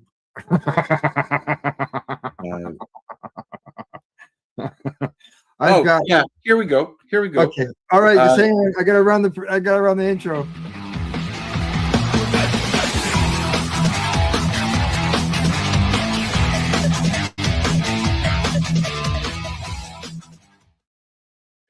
All right, there you go. What's the news? I'm posting the link in our chat, and I can't read all the small chat stuff, but basically the appeals court upholds Mississippi ban on medical marijuana advertising. Now, in Canada, you're not allowed to do any cannabis advertising at all. So they say, although you keep seeing cannabis advertising. I've seen signs around. Yeah. But it is not allowed, as you know. It is not allowed for an LP, a legal producer, provider, whatever you want to call them, to outright advertise products. Correct. You can't run ads on TV or whatever, but I've seen promos on signs. Oh yeah. You know, when all this legalization stuff first happened, you'd go down to the Budweiser stage down at Ontario Place, which is closed now. You'd go down there, and Tweed had a huge kiosk there, soliciting new people to come and sign up when they were doing the sign up thing and stuff like that. And then you would drive down the highway, the Gardner Expressway, which cuts right through the downtown core of Toronto, and you would see signs all over the fucking place about cannabis this, cannabis that, Tweed, Cannabis Corp, or where whoever they're called now. It was all over the place. Now, not so much, but you're starting to see things like when you go into a legal store, you will see propaganda from Health Canada all over the place. you know, Yeah. flyers and things like that. So, you know, and now they're starting an education campaign. When you remember all the stores that were popping up, Tweed was having stores pop up, and they were using it as recruitment centers for people to come in and learn. Well, they had the Buzzkill store there for 4 days. Yeah. All right. And now, like each province seems to be doing it, because Nova Scotia had something. New Brunswick is running something as well. Alberta has an educational thing that they've been running, and this all started Octoberish. And it's been other provinces have been running it too. And also, while I was looking for stuff to talk about, that cannabis hypermimesis syndrome. He did better than me. There's some new research that you know tells you why it's happening and blah blah blah blah blah. You smoke too much, go and eat something, you'll feel better. I've been I've had to take an ambulance ride. I thought I was having a fucking heart attack, and the first thing the doctor said in Emerge was you got hypermimesis syndrome. I was like, I just instantly like, you know what? Don't even. Don't even go there. All right. We're gonna go into some sports, but I've got to deal with the dog. So I'm gonna do the sports really quickly, because I don't have anything to show. I just got 3 things to mention. So let's get into there.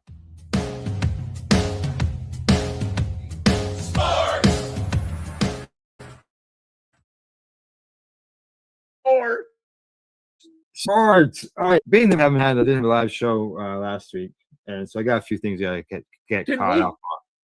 I gotta get caught up on. Okay. Dodgers won the World Series. The Dodgers won the World Series. The Argos won the Grey Cup. Oh my God. Are you fucking kidding me? And you see, in 2024, the Argos win the fucking Grey Cup. I didn't even know. The last time they won the fucking Grey Cup, I was sitting on my sister's car going up and down Yonge Street. That was what, 30 years ago? Yeah, they won the Grey Cup. Congratulations. I wish I had some sound effects loaded. And it was Paul over Tyson in boxing. Yeah. You know, I don't know what to think there. That's the end of my story. I don't know what to think there. But being that we didn't do a live show, and the show before that I had missed the Dodgers thing, so I thought, well, okay, I'll just do a quick little rundown there and let everybody know. I did not know about the Argos. I didn't even know that they were even in the Grey Cup. I just I saw the stuff. And, holy fuck! So, and I recently had a friend stop in before a broadcast, and he's a big Hamilton Tyke. He was actually going to Ottawa. He was going to go see them play up there, but that was before anything was obviously before the Grey Cup. So. All right, I'm going to run this quick little promo, and then we're going to come back with some events and entertainment stuff that we got to discuss. Yeah, and I've got a piece by Sherry Ann Baker from Elevate. All right, sounds good. We'll see you in about 2 minutes. This, guys, is a BT bottle with a little straw on the end of it, okay? Back in the day, we used to have glass bottles, soda pop in glass bottles, okay? Soft drinks. And this was built for the old school hash. This is the hash that your uncles and your grandparents would get. And this is the stuff that we would all treasure whenever we could get it, because we thought it was the best stuff, because it's the constant. It was our form of concentrate. Correct. Right? When we were young, right? Yes. To answer your question now. Oh, here we go. All right. Oh, now you're going to cut this out if it doesn't work, right?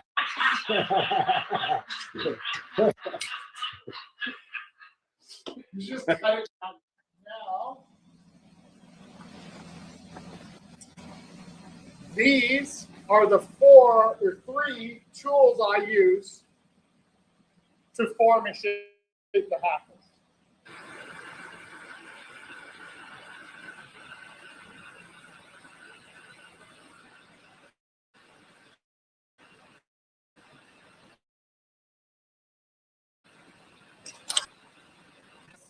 Once the prep work is done over on the lathe, it now has to go over to me to put the mouthpiece on and finish off the top part.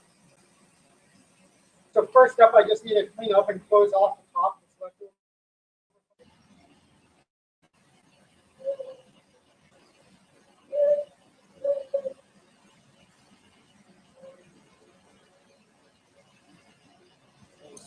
First thing I'll do is I will heat up the corner and I'll push in the Maria, which is the circular love acts as a stopper.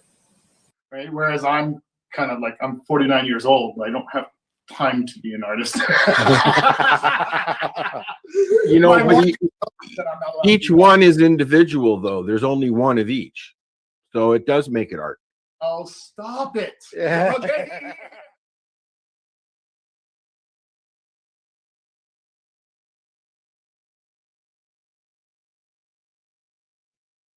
There you go. We're back. What are you looking at, Al? I'm just sharing the show. I forgot to share the show on. Oh, okay. Yes. That was the Apple. As you mentioned, as it shows there, it's coming soon. You're well aware of this, but I am finally done putting something together. Video, short, sort of a documentary, but not a documentary.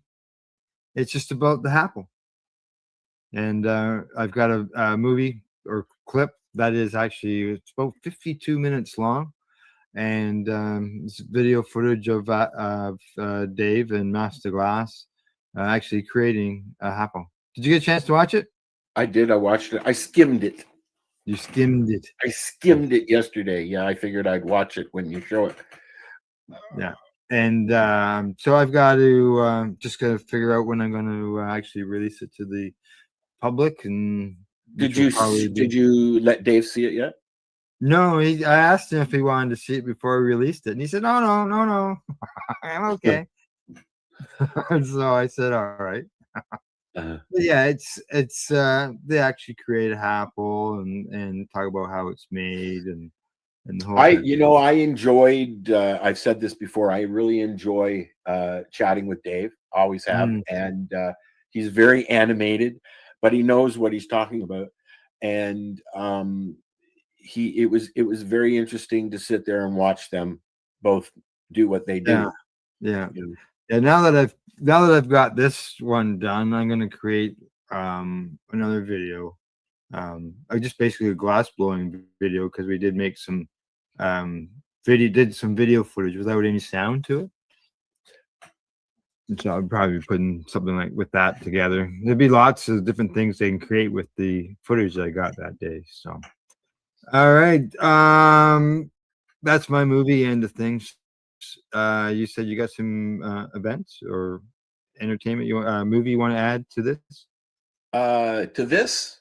Yes. Yeah, we can watch. I like I said at the beginning of the show, I have been watching the new series. I don't know if they're calling it a limited series or not, but it is the newest version. Oopsie. The newest version of The Day of the Jackal. If you've ever seen the original, it's a very intense movie, the original, which I believe is Richard Meacham. And then the remake is one of Jack Black's first films with what's his name, please? I don't know, Jack. Bruce Willis. Bruce Willis plays the Jackal. But this is really well done. It's a limited series on I believe Prime. Yeah. And let's take a look at the take a look. All right. Trailer, just because I thought it was cool, and I'm having a hard time with Windows here. There we go. Who's the target? My clients need to know if you think it's possible. It'll cost.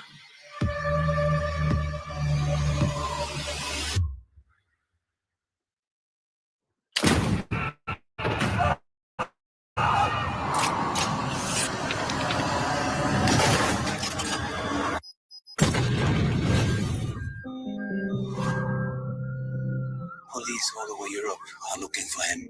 We are reaching out to all our international partners for assistance. He's an exceptional assassin. He will kill again unless we stop him. There's no record of him anywhere. This guy's a ghost. I know I can find him. I've heard good things about you, Bianca. Don't let me down. His code name's Jackal.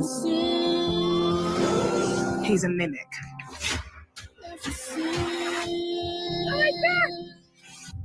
Somebody's hiring the Jackal for another kill. What do you do? If I told you the truth, then I'll lose you. This is a wild goose chase, and it's not helping our department's reputation. Are you saying we should just walk away? That's not the job I signed up for.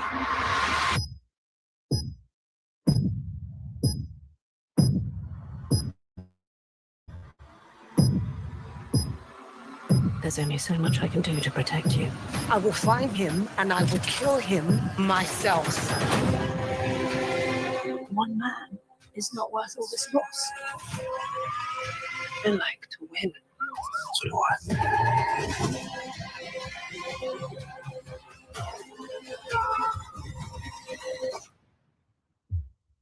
I just want to know who you are.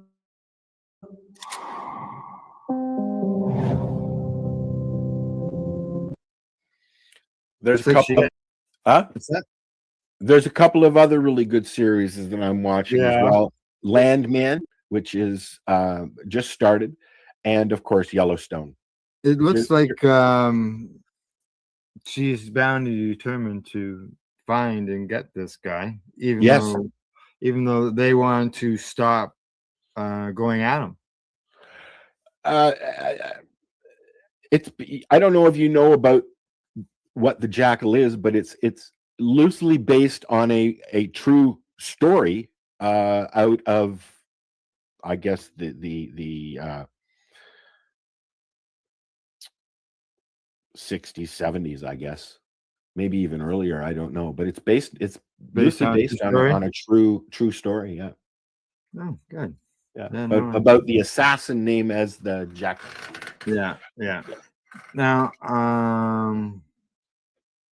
as far as events, we do know that the Kind Winter Fair is going on in Toronto this weekend, or not this weekend, today.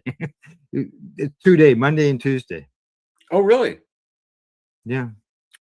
I knew it was coming. I didn't know when. Yeah. Now and we also have the video to watch. Correct. Yeah. Now. So yeah, it's I saw a post on Facebook about yesterday, which was business day, from my understanding. Packed. But this is Really? what the post said. Yeah, packed, just packed, 4 people. So Where was it? Down at the in Toronto? No, it's not an exhibition grounds. Okay. No, I can't think of the name of the street offhand I right can't light my joint with my shatterizer. now. No, you won't get enough heat to light it. So yeah, busy times down there. So I've gone to the Kind Winter Fairs in the past. And things were covered. You know, it was outside, but covered, and there was heat. I don't know what they're doing this year. But That's the one that they did under a tent last year, isn't it? yeah. We went the one year. We covered it. I don't remember. No? That was a They couple all years. they all go together. We've done so many that they all Blurred. Yeah, exactly. All right. And you said you've got something there? On the Yep, event? I've got a piece by Sherry Ann, who went and covered What is it? What is it called again? Elevate. Also in Toronto. So we'll watch that and then we can chat about it when we're done. Excuse me. Uh-oh. Hang on. Elevate. See you soon. Let's try that again. There we go. Two parts to my answer here. I think the most important part of my success is definitely the people that I work with, the teams that I've put together. They're a great group of passionate individuals and they love what they do. And so I think that's first and foremost. Without a good team, there's no way you're going to be successful in this industry. Regulatory challenges that you would see we're facing right now in Canada.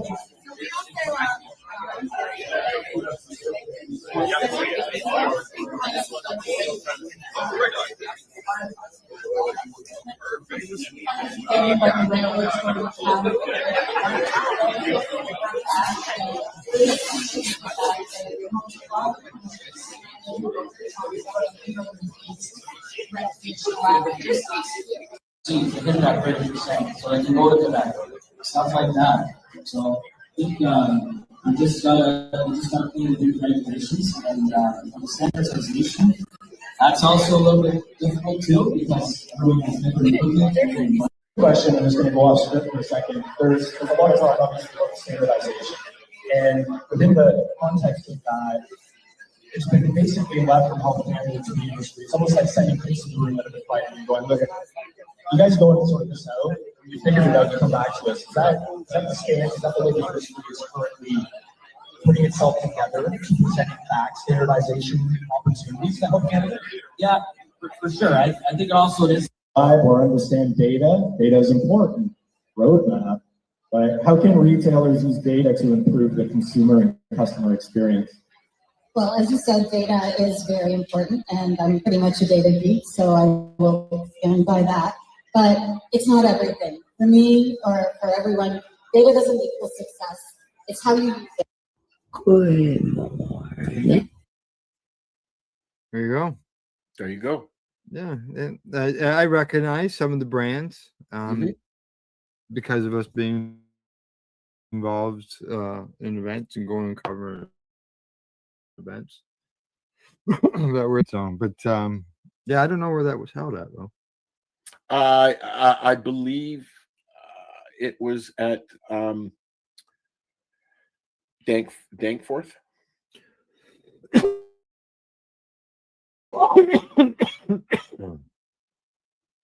I've not been at the Danforth. Yeah, I don't know. Yeah, let me just is new to me. We have to get an answer to that question. Elevate. I think it was at the Danforth. You think so? I think so. I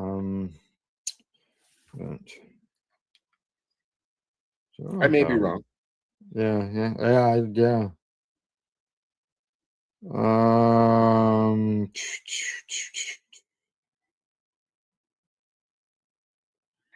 There's lots of opportunities for me to choose which one I wanted to go to.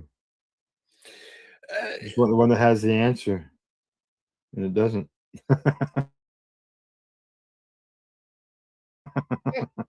Oh, LB. Oh, okay. In Etobicoke. Etobicoke. Yes. Yeah. So there you go. That's where it's at, or was at. So okay.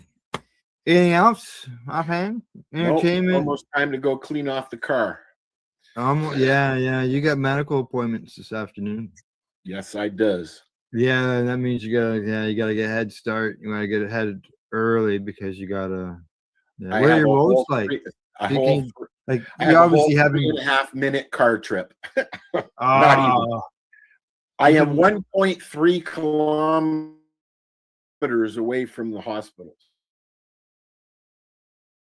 So. Oh, gee, that's not bad. You're good. No, I probably could snowshoe it if I had to. You got snowshoes? It's just at the top of the street. So yeah. No, I don't. No. My snowshoeing and skiing days are done, unfortunately. Yeah. But I was an avid skier when I was younger. I enjoyed doing the moguls at Horseshoe Valley. Yeah, I like doing little snowshoeing just around here around the property. So Do you ski as well? Do you do no. cross country skiing? No, I don't want to kill myself. Cross country skiing to me is Oh like, no. oh, No, I don't do that either. No. I have. It just allows me to continue doing my walking because walking is my exercise. So before we Think say so. goodbye, I don't think so. Why are we saying goodbye already? well, I'm just sort of looking at what else we got left to cover. I don't think we really have much else to cover. So goodbye. No. Yeah, because our events and entertainment, according to my list, is the last thing that we have on. Well, hopefully I'll be able to see next week. Yes, exactly. No, I know what you mean. Bye bye and buy bonds. All right.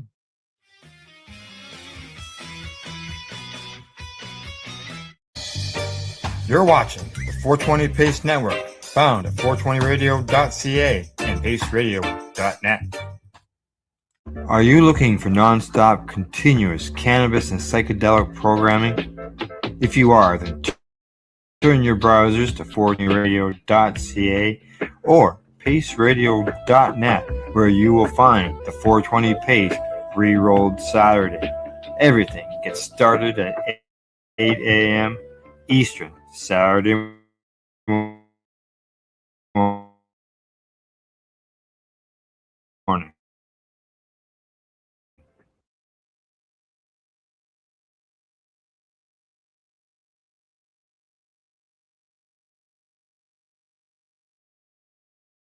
Pace Reroll Saturday.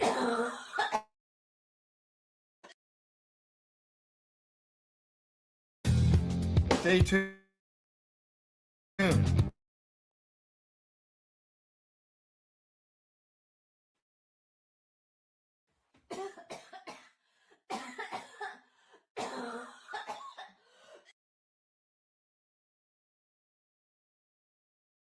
Coming from Yahoo News Canada, the Yukon now leads Canada in cannabis consumption. We lost it, Nova Scotia. Come on, fellow Scotians, like Blue Nosers, we got to get out to the stores.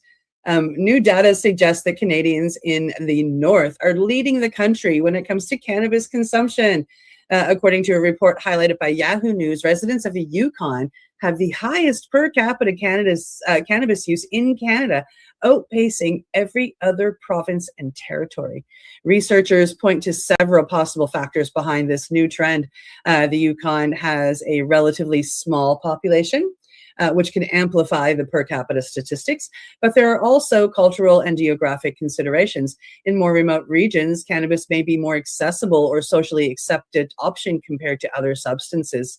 The territory has also embraced legalization with a stable retail system and relatively strong access to legal cannabis products. This accessibility may help shift consumers away from the illicit market and into regulated channels. Officials note that high usage rates don't necessarily equate to increased harm. In fact, some public health experts argue that regulated access allows for better education, product safety, and harm reduction compared to any unregulated market. The data reflects a broader national trend. Cannabis has become normalized across Canada. Well, it's becoming normalized across Canada for sure, but patterns of use still vary widely depending on region, demographics, and local culture. As researchers continue to study these patterns, regions like the Yukon may provide valuable insight into how legalization shapes long-term consumer behavior.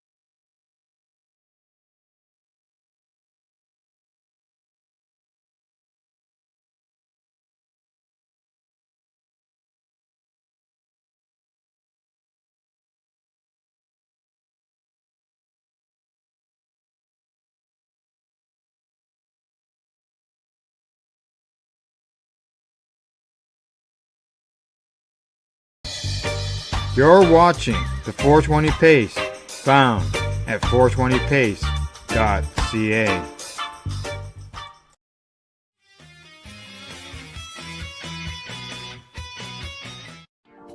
You've been watching Rerolled Saturdays. Thank you to our guests, our hosts, and our viewers.